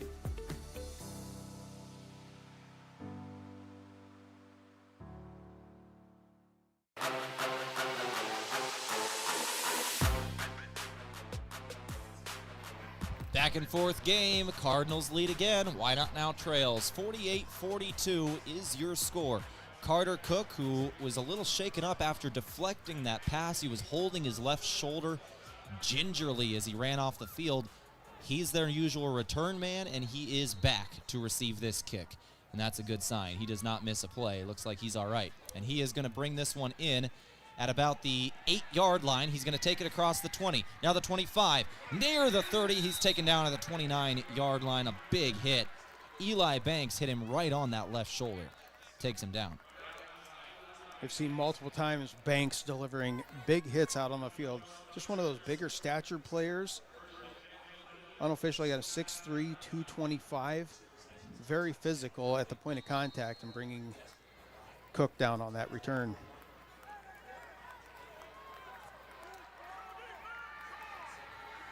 So 1st and 10.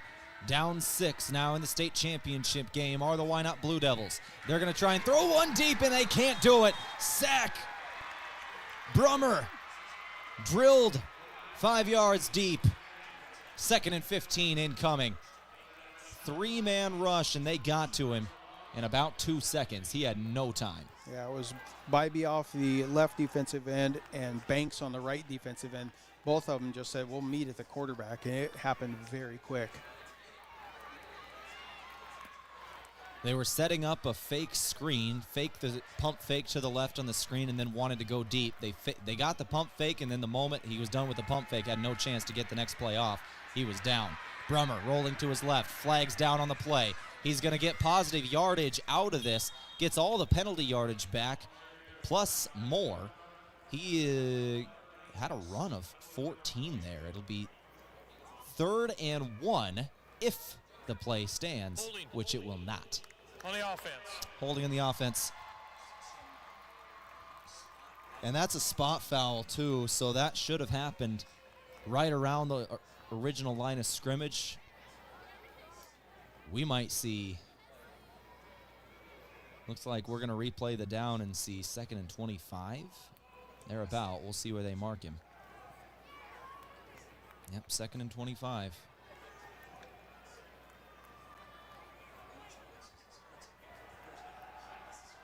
Wynot's going the wrong way. The first down marker is right on, about at midfield. It's the 39-yard line in Wynot territory. 1 yard shy of the midfield stripe. And they are sitting now at their own 14-yard line. Swing pass to the right. Hymas taken down after a short gain. Actually a decent gain of about 7, but when you're on 2nd and 25, that's just not going to do it. 3rd and long incoming. Yeah, I like getting a few yards back there, trying to make a play, let one defender go flying by, and then step forward, get another 5-6 yards. But as mentioned, it's still 3rd and long on this one. 3rd and 17, I believe. Give him 8 on that last play.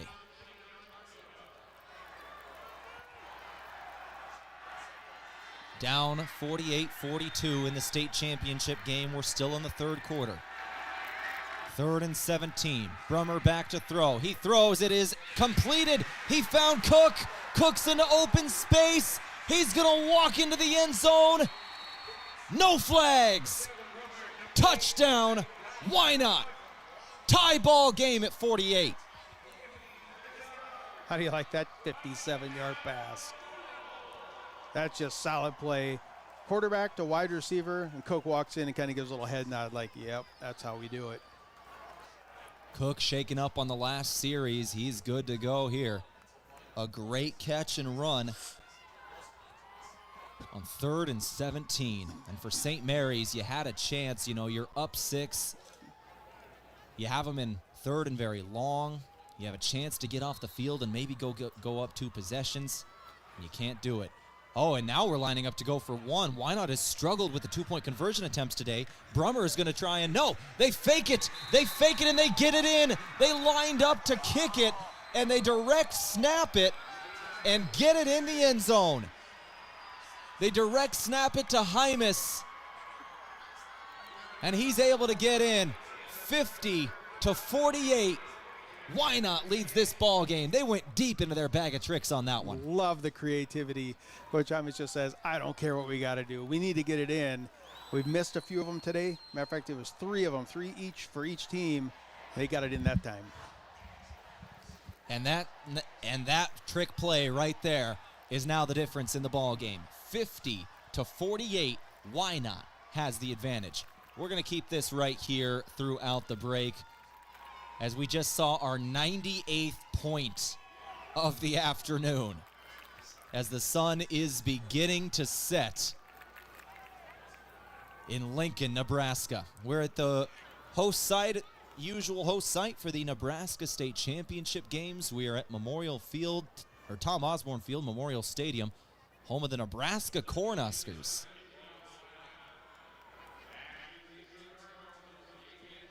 As Wynot and St. Mary's are battling in a shootout, an all-time shootout for the Class D2 State Championship. Does this have a feel of that Crofton game, very beginning of the year, where they were 78-76? When they had 4 overtimes? Yes. A little bit. Short kick, going to go out of bounds again off the right foot of Nixon Hymas. If St. Mary's continues doing what they've done all game, they're going to take it where it went out of bounds, plus the 5. They're going to start this drive at the 36.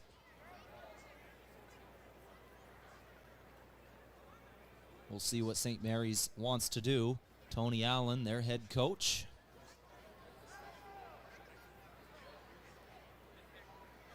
Quick discussion, and looks like that is not what they're going to do this time. We're going to re-kick. Interesting. Which is interesting, yes. Taking it where it went out plus the 5, you'd get it at the 36-yard line. You know, you're... Or am I looking at the wrong marker? Is it the 30-yard line of Memorial Stadium and not the 30-yard line in this game? Did I do that again? Would it have been the 26-yard line? I think they're right to re-kick this, actually. You move them back, re-kick it. I think I did the thing where I looked at the actual numbers on the field instead of doing the math for the 80-yard field. We've just labeled it the thing. I'm doing the thing. All right. Kicking off from the 25-yard line, another short kick. It's going to be brought in at the 30, taken across the 35 and across the 40. St. Mary's sets up at the 39-yard line in Wynot territory. I will say Wynot is giving up a lot of field position to just not kick the ball to Hedstrom. Yeah, they know. And once again, they've kind of done this all season. You know, they don't kick deep very often. It's not quite on sides every kick. It's more squib kicks. You know, it's about 15 to 20 yards downfield, and then they go try and punch it out. But you're right, they've given up a lot of yardage here. And St. Mary's starts at the 39-yard line in Wynot territory. Stuff on first down. Wynot all over that first down run. Gain of maybe a yard. 2nd and 9 incoming. Wynot's been good on first down here in the second half. Give credit to Parker Schmidt, the nose tackle. This is where we're sitting just about a series ago. 2nd down, 9 after a 1-yard gain there. Now do you continue to get pressure from those front 3 of the Wynot defense? 2 minutes and 53 seconds left in the third quarter. We're still in the third quarter. 50-48 is your score. 2nd and 9. Back to throw. Here's Hedstrom throwing deep. He's got a man short on the throw. And early was the defender. We're going to see pass interference. The flag comes out. It was a short throw. It was behind the intended receiver on just a deep post route. The receiver stopped late in the route in order to bring it in, and the defensive back, who was just one step behind him, and Braylon Hands just runs into him because the receiver stopped so short. That's one of those pass interference plays that drives people nuts on Sundays because it's a spot foul. You get it right there. This one, you'll get 15 yards. And it's so smart of the receiver to do that. Just run back through it. It was on the field. It was a little bit of a late flag, and as I watched the replay, only because there's a little beanbag attached to it, and the referee's digging and reaching. He was trying to get it out of his pocket. I was watching it live, and that's why I called it. It happened right away because I could see him reaching and trying to get it out of his pocket. He was tugging at his pocket, trying to get the flag out. Oh man! 1st and 10 here from the 24-yard line of Wynot is where the Cardinals going to set up shop. It's Hedstrom keeping it himself. Jukes out a man. He's going to the right side of the line, and he is taken down after another short gain on first down. Good tackling from the Blue Devils. Carter Hands with the stop. Yeah, wrap up. That's the key. And Coach mentioned it in the pregame. You got to wrap up. We need good tackling, and he got it that time from Hands. Just lunged at him, wrapped around the midline of him, and brought him down. Seems like you try to dance at his feet. He's so quick, he can pick his feet up and get around you. And that's been the thing. Neither team has tackled well today, but if somebody can turn that on in the final 14 minutes, that's who's going to win this game. 2nd and 8. Back to throw. Hedstrom, plenty of time. Now runs out of time. Rolls to his right. Throws. Incomplete. Good coverage on the play. Cotner Cook. 3rd and 8 now incoming. Cotner Cook was so close in coverage. He was right there. That's solid defensive work. Good coverage downfield the whole way. Hedstrom initially had quite a bit of time in the pocket. He was just shuffling his feet, bouncing in the pocket for a moment. Nobody open downfield. Then the rush came in. He had to roll to his right, throw on the run. Incompletion. 3rd and 8. Gage Hedstrom throwing. Just throwing the go route into the end zone, and it is incomplete. The receiver had a shot at that one. That was Barlow, and I think he just dropped it. Had a chance at it. Yeah, he did. He had 2 hands on that. Yeah, I think he was going up against Braylon Hands. It was. Hands was in good position, but Barlow, you can see he has 2 hands on it and just cannot bring it in the end zone. So here we go, 4th and 8 at the 22-yard line of Wynot. You need the 14. Drop back, throwing. Hedstrom hesitates, rushes on. 5 come after him. They can't get a hold of him. There's only 3 offensive linemen. And there it is, the throw. Cook intercepts it. It was well short. Cook has taken it back. He's at the 20, down to the 15. Cotner Cook with the play of the game so far. Wynot leads by 2, and they're set up at the 20-yard line in opposing territory. The first interception of the game from Hedstrom. He has 5 passing touchdowns and 259 yards, but a bad decision there was running out of time. It's 4th down. You just throw it up, give your receiver a chance, but he threw it into double coverage, and Cotner Cook takes it all the way back inside the 20. And Hedstrom, that is his 210th pass attempt on the season and only his 3rd interception. Big play for the Wynot defense. 3rd pick of the season, as you said. And a timeout's going to come in by St. Mary's to try and calm down the team. Tony Allen calling this one. Timeout's brought to you by Top Crop. We'll take it with them back in another 30 seconds. Wynot leads by 2, and they have got the ball inside the red zone. Back in 30 seconds at the current 94-3. Fresh new trades to the Moody Motor Lot include a 2023 Jeep Gladiator and a 2024 Tahoe Premier with only 27,000 miles. A very nice one-owner 2022 F-150 Platinum in pearl white and a one-owner 2024 Ford Edge SEL all-wheel drive with only 20,000 miles.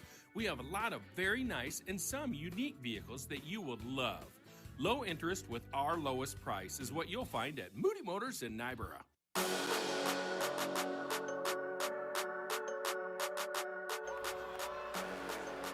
Cotner Cook with the interception on 4th down and a massive return. He caught that near his own 10-yard line, took it down to the 16 of the Cardinals. 1st and 10 play, going to go backwards a yard, running that quick sweep with Hymas to the right side. St. Mary's all over it. 2nd and 11 now incoming for the Blue Devils. I like the timeout there taken by St. Mary's. Settle the kids down, get them focused back, especially after you just don't see that kind of mistake coming from Hedstrom. And it seems like they came out of that timeout knowing exactly what Wynot was going to do. Defense was in perfect position to make that stop. 2nd and 11, Blue Devils. Brummer. Hymas off his left shoulder, shotgun set. Cook out to the left. They're going to pitch it to Hymas again, and he is stopped once again, maybe this time back at the original line of scrimmage.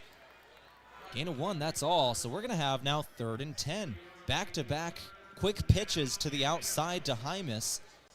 One to the right, stop for a yard loss. One to the left for a yard gain, and we're back to the original line of scrimmage. Yeah, that should be the final play, unless they choose to run it on, but that could be the final play of the quarter. Well, the scoreboard operator certainly seems to think it's the final play of the quarter. The play clock didn't even start.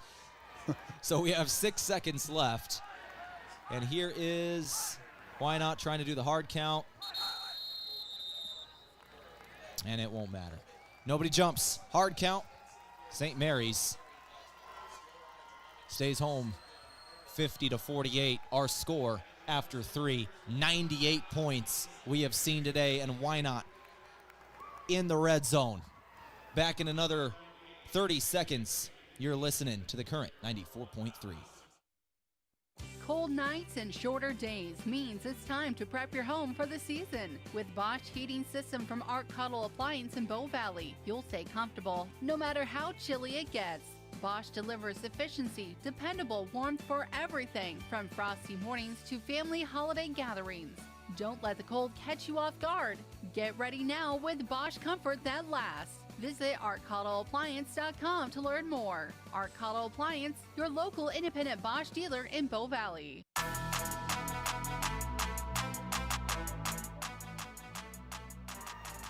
So 50-48 is the score. Wynot leads St. Mary's. As we start off the final stanza, the 4th quarter of play, ready to roll. Wynot going to have 3rd and 10 from the 16-yard line of St. Mary's as we start off the 4th quarter. This is the state championship game of Class D2 in Nebraska.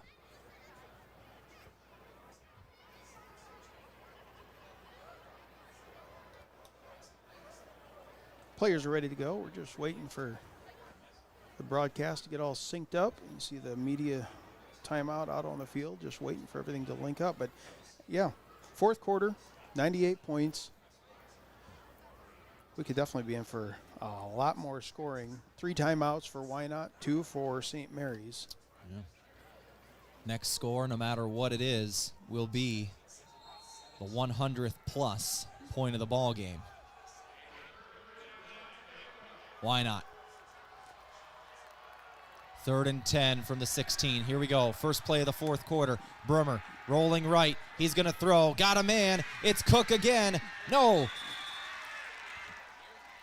That's Nixon Hymas, and he has got the first down. Gain of 13 on 3rd and 10. 1st and goal from the 3. Nixon Hymas with the catch there, and a good one.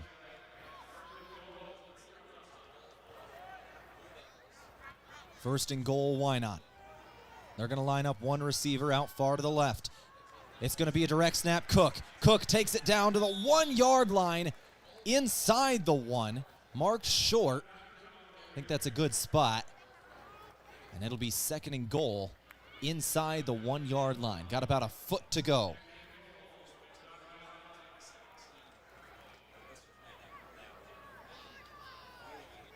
Break the huddle. Cook lining up in the Wildcat again. He's going to line up as the quarterback here. Nixon Hymas out wide to the left. Cook takes the snap. It's a direct snap again. He's going right up the middle, and I don't think he got there. Second effort. Did he get in? Yes, he did. Second effort. Cotner Cook forces his way into the end zone. He was initially stuffed, and on second effort, the official on the far side of the field rules touchdown. 56-48. This is still a 1-possession game. If Wynot can convert this, we'll be at 2 possessions. 56-48. We're at 8 right now. Wynot lining up to go for 1. Once again, last time they were here, they direct snapped it to Lane Hymas, and he took it in.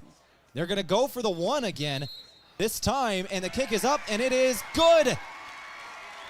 The lead is 9. We got a 2-possession game, and we're over 100 points total. 57-48. Wynot leads St. Mary's. It's the Class D2 Nebraska State Championship on the current 94.3, 11:01 remaining in the ball game. Alongside Scott Ulrich, I'm Tehl Tanner. Back at another 30 for the current. Credit union people are my people. Dreaming big, keeping life simple. Saving smart, living free. At Explorers Credit Union, you're just like me.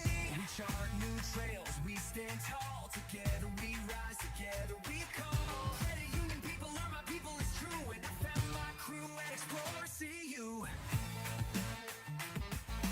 Federally insured by NCAA. Visit explorerscu.com to join the journey today.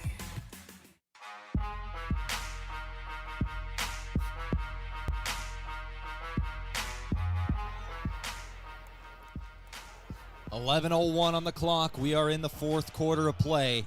Wynot looking for their first ever state championship. And we are in a shootout. 11:01 to play. 57-48 your score. Wynot leads over St. Mary's.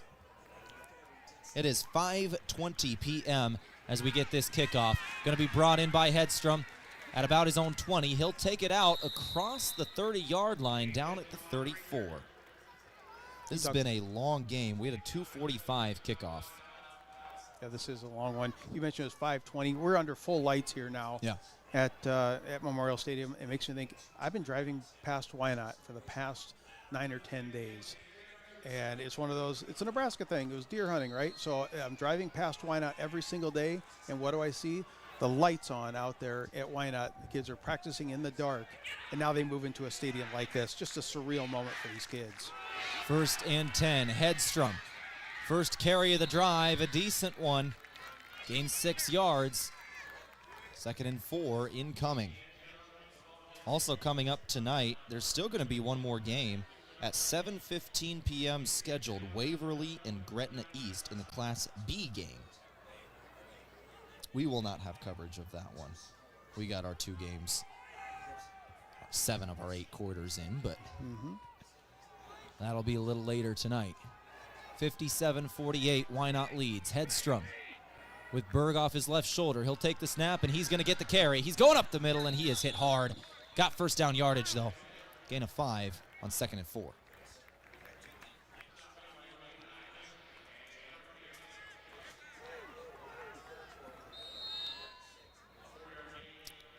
That was Lane Hymas with the tackle, I believe.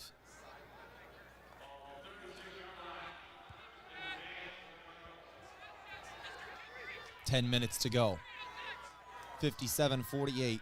One receiver wide to the right. That's Berg. Hedstrom once again running it up the middle himself.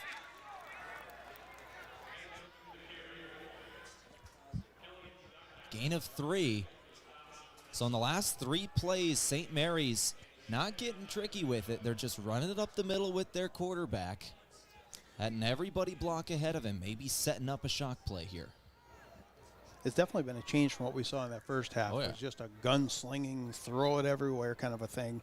And now it's a little more controlled. It's almost like clock management, if you will. Maybe they're trying to limit possessions also for Wynot. Hedstrom. He's got Hamilton off his right shoulder. He's going to take the snap, drop back to throw. Throw to his right. He's got a man near the first down marker, but not across it. We're going to have 3rd and short. I think that was Eby with the catch. Should be 3rd and short.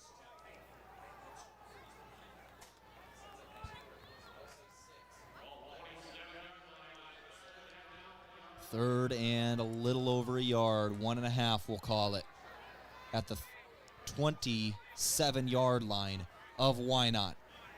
Hedstrom takes the snap, he drops back to throw. Only 2 receivers go deep, and now he takes off late. Flags come in late, right as the tackle comes off, and I wonder if this is going to be on the offense. A late flag came in. Hedstrom got up a little slowly there. Holding. Number 10. Defense. Holding on Wynot is the call. That is going to be on Carter Hans. You're nodding your head. You saw that, Scott? Yeah, it was. Hands. It was one of those, he was in coverage, and just a grab on the wide receiver didn't allow him to get out there in the pattern. So automatic, by the time you march it off, it's going to be a first down. Just one of those quick bang plays. And the receiver was so quick, he did get a fistful of jersey there. So Carter Hans with the defensive holding penalty brings up first down at the 18-yard line of Wynot. Hedstrom running it up the middle again.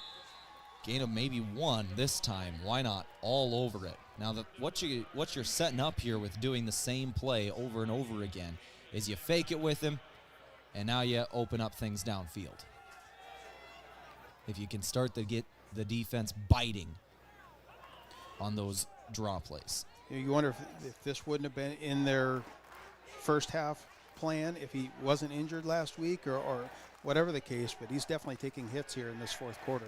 Eby and Barlow wide to the right. 3-step drop looking to throw.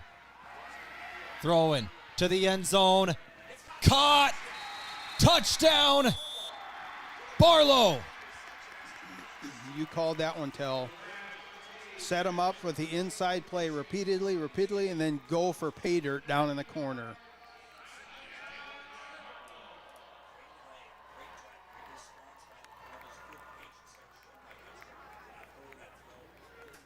It's on the far end zone from us, so we're waiting for a little bit of replay to come through here. Oh, that's Eby.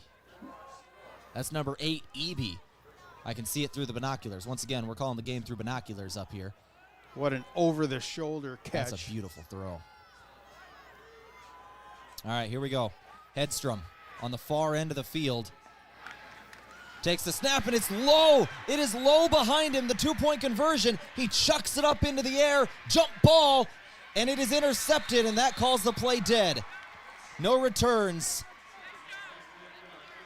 And the conversion is no good. The lead stays at 3 points, 57-54, which means even if Wynot is unsuccessful on a 2-point conversion on their next score, it'll still be 2 possessions if they're able to get into the end zone no matter what they do. That is big. That's big.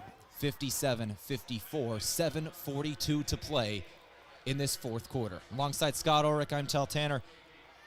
We'll be back in another 30 seconds at the current 94.3. When you need power you can count on, call Webben Electric. From agriculture to commercial and residential work, they handle it all, including trenching and electrical service for irrigation systems. Whether you're upgrading your operation, tackling a new project, or keeping things running safely and efficiently, trust the team with the experience to do it right. Visit Webben Electric on Facebook to learn more. Webben Electric, a proud supporter of our local student athletes in high school championship football.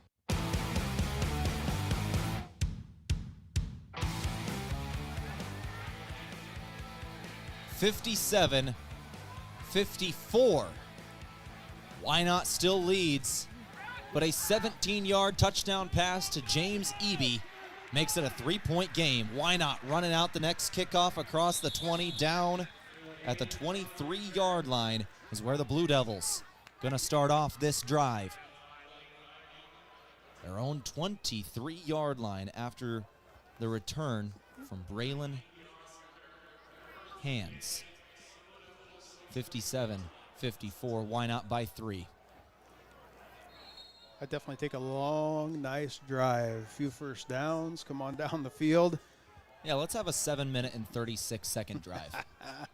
Yeah, that'd be perfect. 7 minutes and 36 seconds left in the ball game. Wynot by 3. In motion left to right. Receiver. They're going to run a jet sweep going to that right side. St. Mary's all over it. Diving back to the line of scrimmage, but no more. Yeah, there's only about a 100-mile difference, if you're going from Wynot out to St. Mary's, and it's definitely one of those where St. Mary's is well coached. They've seen lots of film on Wynot, and that jet sweep has not really turned like they had hoped today. Just in the last, between this possession and the last one, there's 3 plays in particular where St. Mary's in perfect position just to stop that jet sweep. Cook split out wide to the right this time. Barlow He's going to drop back to throw. He's throwing, finds Cook. Way downfield. Cook's gone. Touchdown. Wynot.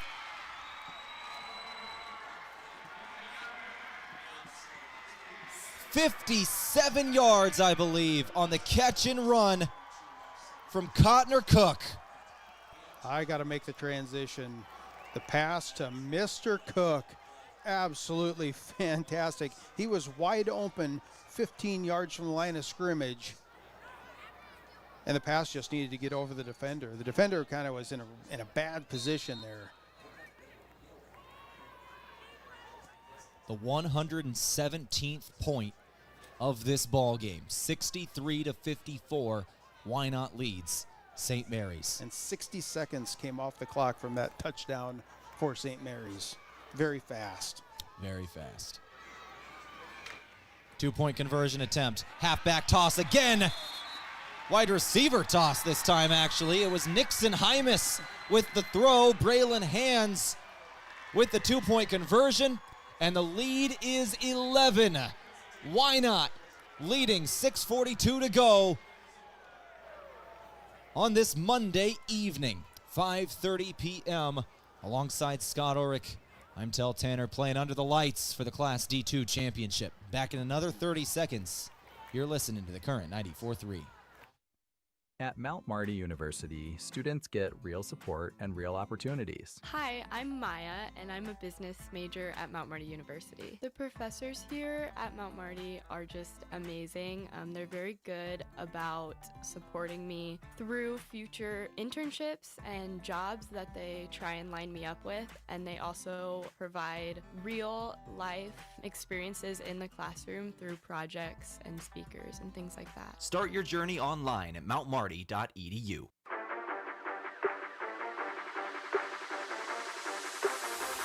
A 57-yard touchdown pass. Devin Brummer to Cotner Cook. 57 yards to the crib. 253 yards and 3 touchdowns now in the ball game for Cook on 12 catches. 12 targets, 12 catches, 253 yards, 3 touchdowns to finish the final game. He's a senior. This is the final game of his high school career, win or loss. What a game. By the way, the kickoff just happened, St. Mary's. Another short one. They get it at the 34-yard line. You know, you give those stats. How about Devin Brummer? 22 for 25, 382, and 6 touchdowns. You'd think they're giving away a player of the game later on today. Dropping back to throw, it's Hedstrom, and he's throwing to the end zone. Deep throw, and it is caught. Caught at the 10, down to the 5. What is this game? St. Mary's, they strike right back. Down to the 5-yard line. Ben Barlow, I believe, with the catch.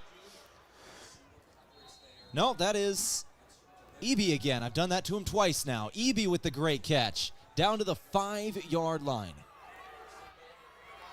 So 1st and goal from the 5 for St. Mary's.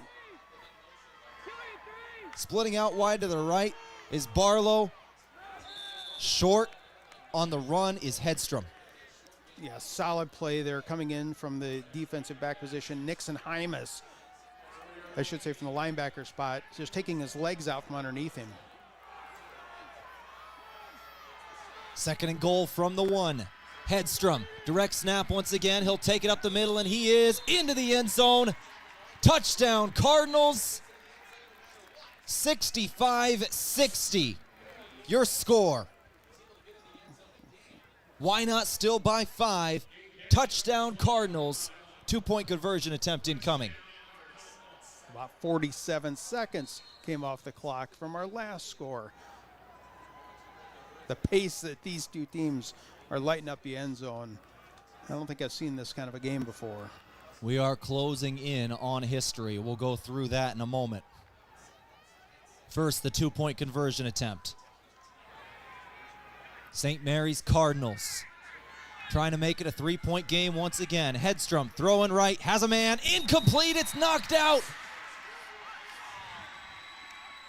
Braylon Hands with the coverage. put a hit on the receiver right as the ball got there. Perfect timing, knocked it out. Unsuccessful is the 2-point conversion. We're going to keep this one right here, Scott. We got a lot to talk about as it is 65-60, Wynot leading over St. Mary's. That is 125 points scored in this ball game. Our own Scott Borman back at the studio doing a little research for us, telling me that the D2 total score record for a championship game is 127 points, and it was set in 2012 between Bertrand and Kennesaw, 82-45. Bertrand with the win there, and 127 points scored in that one. We're at 125 here tonight. A score of any kind would tie or break that. And thank you to Scott Borman back at the studio for giving us that stat. That is a special thing. All right, here comes St. Mary's. And they are going to boot it deep to Wynot. They will bring it in at the 20-yard line. Cook takes it out to the 30, to the 35 before he's knocked out of bounds. No, that is Hands again. Braylon Hands. Once again, calling the game through binoculars, folks. But Hands with the return there. Yeah, Scotty finding some good information back home for us. You know, that's all going to translate into yardage. So far, just taking a look at the stats, there's over 850 yards of offense in this game. Wynot realized a problem right before they had it. They had 9 men march out there for this first down, and then one of them runs right back off. They realized they had 9 men out there before a penalty was thrown. That's good recognition. They break the huddle, and it's 1st and 10. They'll start it off with a run up the middle. Hymas down at the 40-yard line, right about at midfield. Something to keep an eye on for Wynot. Jed Nelson just came off the field in some pain. He's got his helmet off on the near sideline as a trainer is checking on him. Back to action, 2nd and 5. Cook split out to the left. Brummer in the shotgun. He'll take the snap, and he's going to hand off Hymas. Hymas breaking to the left, breaking into open field. He's got a first down run of 11 yards. Down across the 30 of St. Mary's at the 29-yard line. We are at 5 minutes and 4 seconds to go and counting. Wynot leads this game by 5, 65-60. If Wynot can take some time off the clock here and get in the end zone, they can make things real difficult for the Cardinals. Tick-tock, just take your time, burn some clock off, and if you can get, like you said, if you can get in the end zone, that's the bonus, but burn that clock off. Brummer takes the snap out of the gun. He's going to hand off Hymas, who stutter-stepped right at the beginning as a man was in the backfield right away. And Eli Banks, he was able to surge forward, get near the line of scrimmage, but I think he's still going to go backwards for a half-yard loss. 3rd and 11 incoming. Give credit to Banks with the TFL. Yeah, ball sitting at the 30-yard line. You know, I'm just trying to do some math here. If we don't get in the end zone, you know, there's a field goal can come into play. You know, it's just, there's lots of options here as the clock starts to roll under 4 minutes. Now, why not just hit an extra point so they know they can run some kicks? We'll see what I don't know what their distance is, though. Brummer, direct, running it himself. The quarterback goes to the outside and finds first down yardage on 2nd and 11 on second effort. The St. Mary's Cardinal that hit him originally just hit him but didn't wrap up. So he was able to bounce off that tackle, get to the outside. Gain of, I think, 13 on 2nd and 11. We've got 1st and 10 from the 17-yard line of the Cardinals.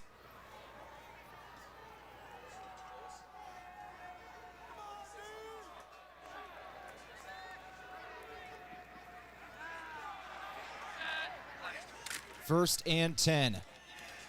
Going back to Brummer. He kept it himself on the option this time, and the ball comes out. The ball is out. St. Mary's has the football. No. Oh, they're ruling him down. Are they saying his forward progress stopped? Wow. It sure Or did he just get it back? There was a battle for it over on the far sideline. Watching the replay, comes out, he's tackled, and another defender comes in. Oh, he got it back. Wow. He reached out with one hand, palmed the football, and got it back. A potentially game-saving play there by Brummer on his own fumble, but he was able to mitigate the damage. Second down and long now. Brummer rolling to the right. Pitch play. He's got a man down the field to the 10-yard line, near the first down marker, and out of bounds is Hymas. That'll erase the loss on the last play, and near disaster for Wynot. They're able to get it back, and they are inside the 10-yard line, third down. What a series we just saw. Yeah, a big time exchange back and forth. Timeout on the field taken by St. Mary's. They want to stop the clock because it's under 3 minutes now.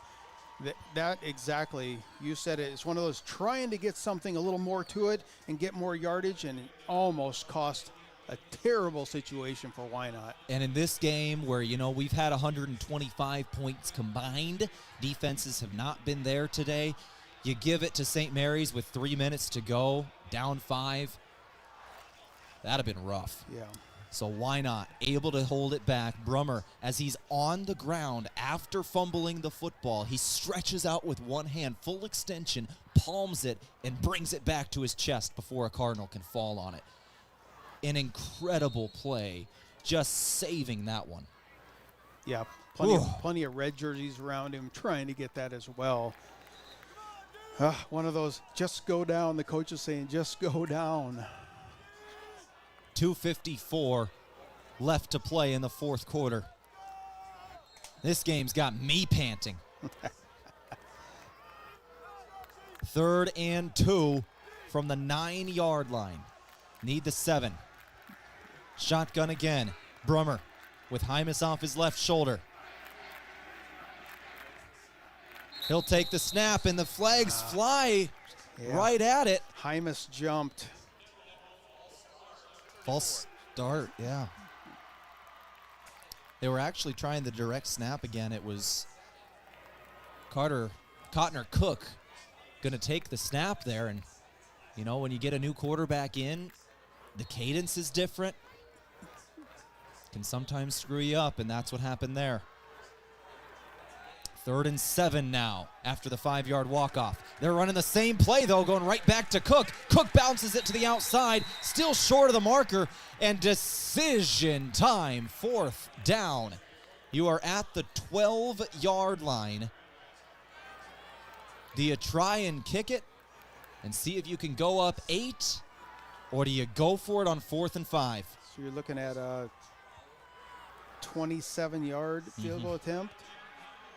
And it does not look like that's what they're doing.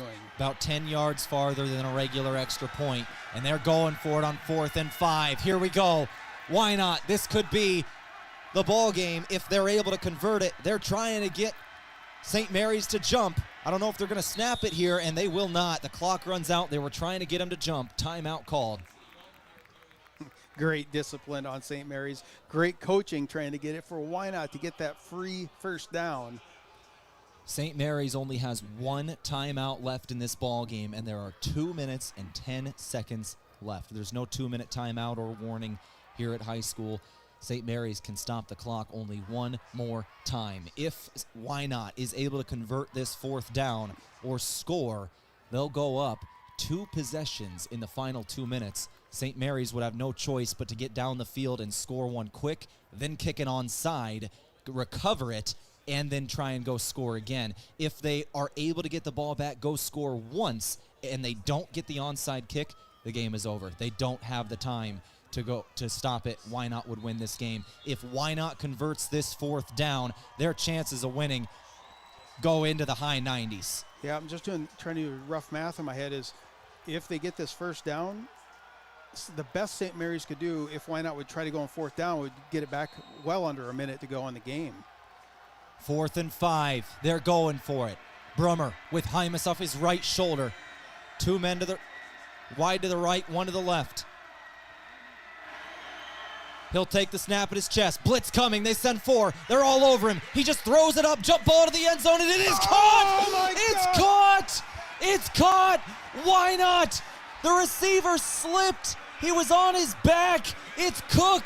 He was just laying down in the end zone, and the ball finds its way into his chest. Cotner Cook was laying on his back, and the ball just landed right on his chest. You will never see that again. That is a complete ESPN highlight reel. You mentioned it perfect. He is sitting in the end zone, and the ball is 15 yards from him and lands perfectly between the numbers. What a play. Blue Devils by 11. They come up quickly to the line, going for the point after. They're kicking it. It is on the way, and it is blocked. The 11-point lead will stand. The touchdown, Cotner Cook, his 4th receiving touchdown of the game, and the placement off his back foot with a blitz in his face. Devin Brummer with his 7th touchdown pass of the evening.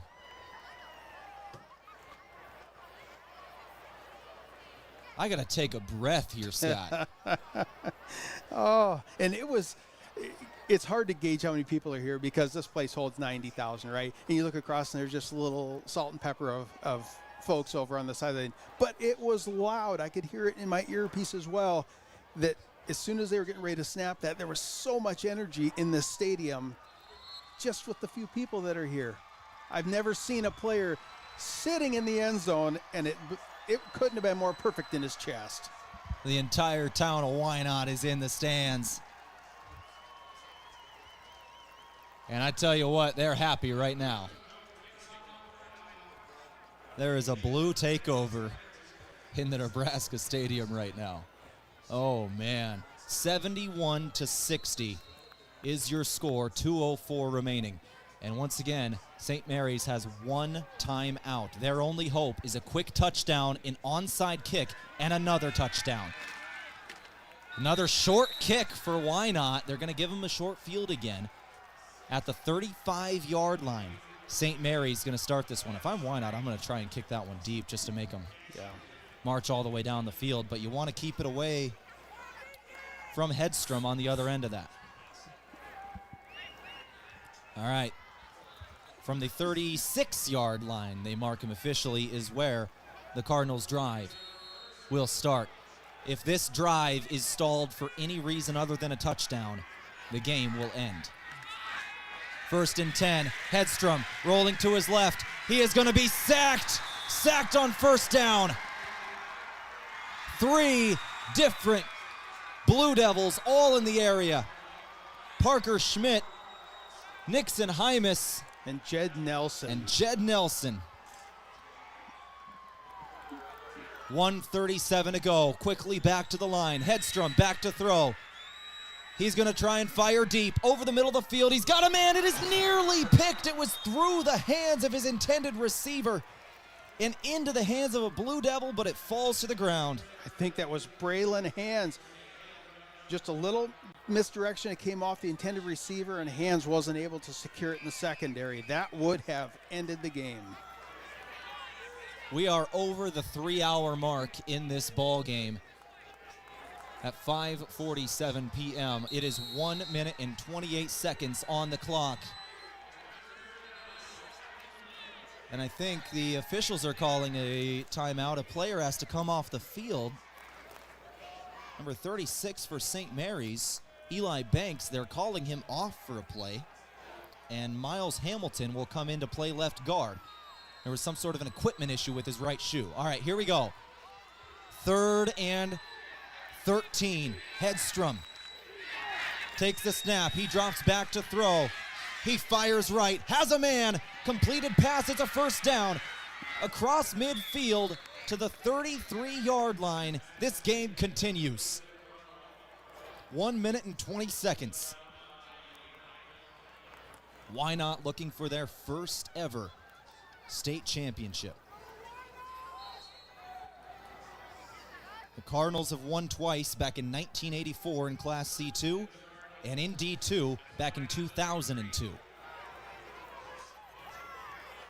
1 minute and 20 seconds to go. Hedstrom, empty set, 3 receivers out wide to the right. He drops back to throw, looking over the middle of the field, had a man for a second, now throws, finds him, but it's dropped. It is dropped, just an open field drop.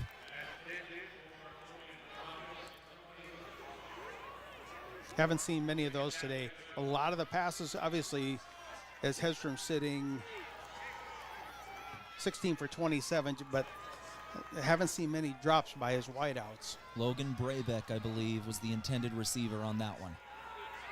3 receiver set again. 2nd and 10, 1:13 to play. Cardinals have to get in the end zone and have time left for another drive. Throw over to the right side. It is complete, but inbounds, a yard shy of the sticks. The clock continues running. 2nd and 1. The chains move on first downs, but that was not one. They're going to spike it here.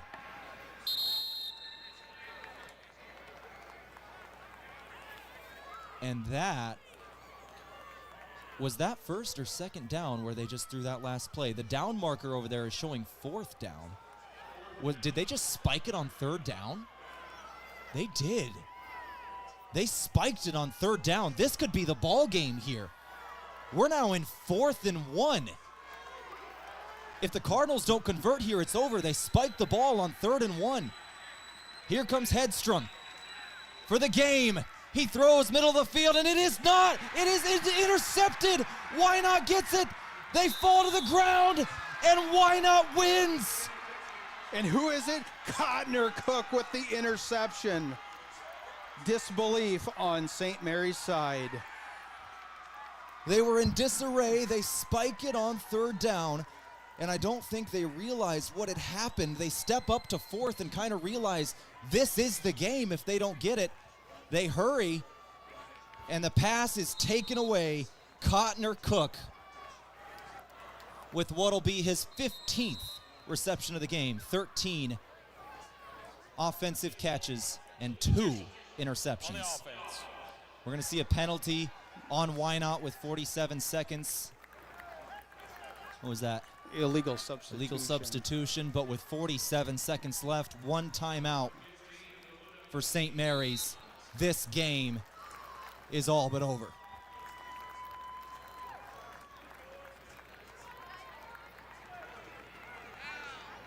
Brummer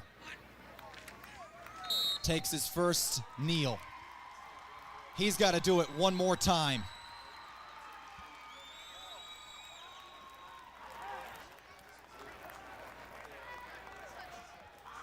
Wynot lines up in victory formation.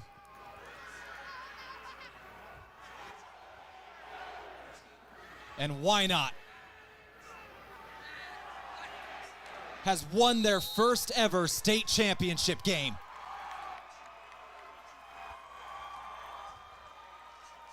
Brummer takes the final knee. Unbelievable. There it's setting in. Brummer putting his hands up, facing the crowd. The Blue Devils of Wynot are your state football champions in Class D2.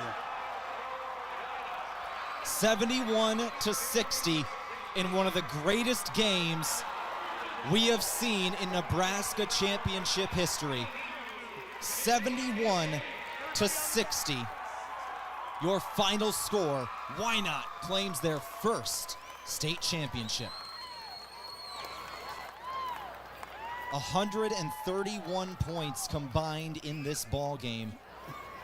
A D2 record in championship games. Wow. Just incredible. Yeah, I'm looking down on the field, and the players are going through the handshake line, and there's several people on the field with passes, field passes, and one of them, I got to mention Mr. Kyle Hymas. He is the most loyal Blue Devils fan there is. He's out there with the team right now. Hats off to him to join in on this celebration. Wynot wins 71-60. The highest scoring game in the history of D2 championship football, and one of the greatest games we have seen in Nebraska championships. great research, as you mentioned. Scotty Borman picking up that info.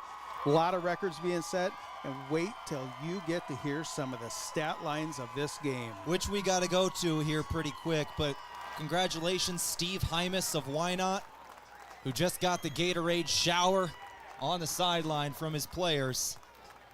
His first as a head coach, and Wynot's first in their history. But we're going to keep it right here and go straight to our post game because, you know, we're over the 3 hours and 8 minutes, I believe, was the runtime of this ball game. 7:15 is the kickoff of the Class B game tonight. There's going to be another radio station that actually needs this spot, and they're going to be coming in here, knocking down the door, telling us to get out of here pretty quick. So, and we've been here since breakfast. And we've been here since what time did we leave the house this morning? 5? I left at 4:40 in the morning, and we got down here. So that's where we've been all day.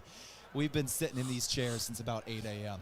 All right, so let's go ahead and wrap things up here today and go through our stats on our post-game show from Art Caudle Appliance, keeping your home and family cozy through crisp mornings, hunting weekends, and holiday gatherings alike. Visit artcaudleappliance.com, a proud supporter of our student athletes. Also thank our touchdown sponsors, Security Bank. Score big with all the products and services offered at Security Bank. That's my kind of bank. As we are wrapping up post-game here in Nebraska, in Lincoln. Let's go through our final stats now and our scoring recap from Webb and Electric. Let's just go through this fourth quarter because, once again, records and points. We could go through all 130-something, but I want to sleep tonight. I want to go to bed at some point. Yeah, absolutely. Webb and Electric brings you this scoring recap. Agriculture, commercial, residential, Webb and Electric. I got an entire score sheet completely filled out. I've never had that before in doing this quite a few years. As you mentioned, we're just going to cover the fourth quarter. At the 11-minute mark of the fourth quarter, Cook runs it in from 1 yard out. The extra point was good. They kicked that one. Then about the 7.5-minute mark, Hedstrom to Evie for 17 yards, 2-point conversion, no good. 6:40, these are almost like a minute apart for these scores. Brummer to Cook for 57 yards, the 2-point conversion was good. Followed a minute later by Hedstrom 1-yard run, 2-point conversion, no good. And then finalized things up, 2:04 to go in the game. Brummer to Cook for 12 yards, extra point was no good, 71-60. And I'm just covering the final 5 scores in there. There's going to be roughly 20 scoring plays in this game. So. Yeah, I was looking at it. 10 touchdowns for Wynot, 9 for St. Mary's. Yeah. The highest scoring game in Class D2 history. One of the highest scoring games overall. I know the Class D1 record is a little higher than that, as is the Class D6 record. This beats the Class B record, and it beats the Class D2 record. Incredible. Let's go through the stats of the game now. 500 yards of offense for Wynot tonight. 506, 414 for the Cardinals on the day. Conversions, 3 of 10 for the Blue Devils, 5 of 10 for the Cardinals. 3 of 3 on fourth downs was Wynot, and I believe the final touchdown was on fourth as well. Either third or fourth down. It was laid in it either way. And then 2 of 4 were the Cardinals. Time of possession, 27:52 for Wynot, 20:08 for the Cardinals. Let's go ahead. Both teams, by the way, ended up with 2 fumbles, but 1 interception for Brummer, 2 for Hedstrom. Go through the individual stats. Yeah, I've been doing this a long time, Tehl. As you mentioned, these stats lines, it's just something I've never seen before, and especially to have on both sides of it. These stats are amazing. Let's first break things down. The St. Mary's passing, Gage Hedstrom, the senior, unbelievable day. 17 of 30, 347, 6 touchdowns to 2 interceptions. On the receiving end of that, Ben Barlow had 8 catches, 163 yards, 2 touchdowns. James Eby, 5 catches, 96 yards, 1 touchdown. Drake Berg, 2 grabs for 35, 1 touchdown. Lane Beebe, 1 for 44 and a touchdown. And Logan Brabeck, 1 for 9 and a touchdown. Rushing wise, for St. Mary's, Hedstrom led the way, 23 attempts, had 59 yards, 3 touchdowns. Drakeberg had 2 for 7, and Keegan Couch had 1 rush for 1 yard. Now for the Wynot Blue Devils.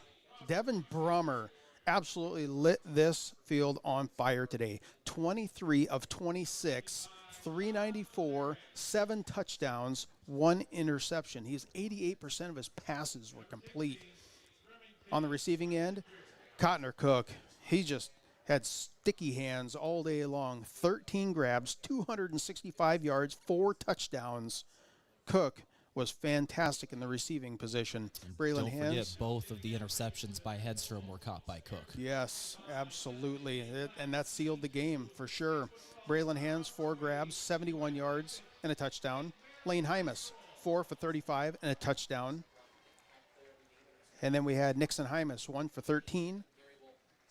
Kellen Steinhaus had 1 for 10 and 1 touchdown. Those are the receiving stats. Now the rushing for Wynot. Lane Hymas, 24 rushing attempts, 78 yards, and a touchdown. Nixon Hymas, 2 for 18. Devin Brummer, 5 for 15 yards. Cotner Cook had 6 attempts, 9 yards, and 2 touchdowns. Those are the stats. I just got to take that in. That's just between the quarterbacks was 13 passing touchdowns. One of the most exciting games of football I have seen. Yeah. That was something. Yeah, that was something. Those are your final stats here today in our post-game show from Art Cottle Appliance. Let's go ahead and give out our final award, our Avera Player of the Game, provided by Avera, moving health forward. That's got to be Cotner Cook. Yeah, takes nothing away from Mr. Brummer. When you have 7 touchdowns, you're 88% completion. Fantastic. He was a magician orchestrating that offense today for the Blue Devils. And Cook was, you don't see 265 yards on a receiver. 13. Matter of fact, he had 13. Here's a good stat line. He had 13 targets. He caught all 13 of them that went at him. That was the big one for me. 13 targets, 13 catches, and he caught literally 13 of the 23 completed passes by Brummer. Brummer had 129 yards through the air to any receiver not named Cotner Cook, and 265 yards to Cotner Cook with 4 touchdowns in there as well. He averaged 20 yards a catch, and he caught 2 interceptions on the defensive side of things. Got to be the player of the game. I think you check out media here at the end of the week, you're going to see all classes. He's probably going to be the player of the week. Solid chance. It's just one of those. He's got that's kind of a stat line, but those are the stats. Brought to you by Avera, moving health forward. Avera. Scott, that's about going to do it for us here today. And what a day it was. Yeah, what a day it was. I want to give a shout out here to the seniors quickly. I know we're wrapping things up in Lincoln, but the seniors, they played their last game for Wynot, and some of these, they're going down in history. First state championship. That trophy is going to be hung very proudly back in Wynot at the school. The senior, Devin Brummer, Kason Hansen, Carter Hands, Killian Steinhaus, Cotner Cook, Jed Nelson, Emerson Gunther, and Parker Schmidt. Those are the seniors. And that's a tough group to replace, but doesn't matter. That's not something to worry about today. That is a tough group, as you said, but why not? Going to find a way. St. Mary's, their seniors, there were 5 of them. Hedstrom, Hamilton, Bybee, Argentina, and Kraft. Those are the 5. For St. Mary's. Outstanding. I definitely want to say we've been to games all over Northeast Nebraska doing our game of the week. We had some doubleheader games. We made it all the way through the playoffs, covering 3 different schools down here now at the state championships all day today. Tehl, I've had a blast with you, but I hope everyone back home has enjoyed our broadcasts all fall. Hope you've enjoyed it as much as we've enjoyed bringing them to you. I love calling these football games, and there is the presentation. Wynot was just handed that state championship trophy. They're going to take that back home. They're first. Yeah, pretty cool. Hey, it was just reminded to me, basketball starts next Monday. No breaks. Basketball starts next Monday. Well, For the college season for Mount Marty, my usual, we could tell you we're going to have basketball tomorrow night up in Yankton. Mount Marty University hosting Concordia University. We'll be bringing that one to you right here on KYN TV as well. YouTube, you can watch it there, KYN TV, and on 102.1 FM, AM 1450. You can listen live there. I will have the call of that one, Mount Marty, throughout the season in Yankton. But that'll do it here for us today. Final thoughts as we close out football season here, Mr. Ulrich. Yeah, fun, just fun. It's one of those, we're reminded it's a game, especially when we announced Crofton, and one of the young men lost his father there. It's a bigger picture going on. It's a fun game to enjoy. It's just one of those, you make it to the state title game, come on down here. All that hard work, the 2-a-days, everything comes to fruition. It just makes it all worthwhile. And in your long broadcasting career, you finally got to call a win in a state championship Thank game. you. You broke the curse. How many of you called that and you've never gotten a win in one? This is my first one. I am one for it was 6. How many years have you been doing this now? 20-some? Almost 20. Almost 20? Yeah, almost 20 in there. Finally got one. But this is my first one. I've been down here 6 times. There you go. Doing basketball and football, and I think I was you've heard of the curse of the Bambino. We finally got it over with. Oh, man. All right, well, we better get out of here pretty quick. That Class A game is going to start in just over an hour, and there's another radio station that's going to need our spot. So let's go ahead and wrap things up here from Lincoln, Nebraska, at Memorial Stadium. Thank you to Scotty Borman back at the studio for finding stats online for us, as well as running our board throughout the day. Braden Butler, Dave Lee keeping us on air, and everybody here down in Lincoln helping us set up.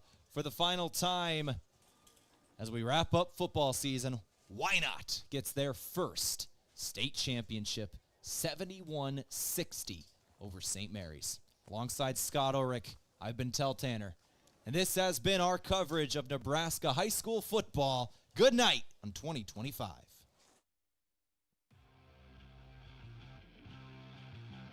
This has been a presentation of Northeast Nebraska High School Athletics on KYN TV, courtesy of Riverfront Sports. Be sure to subscribe to KYN TV on YouTube and hit the notification bell so you never miss a moment when we go live for Northeast Nebraska High School Athletics.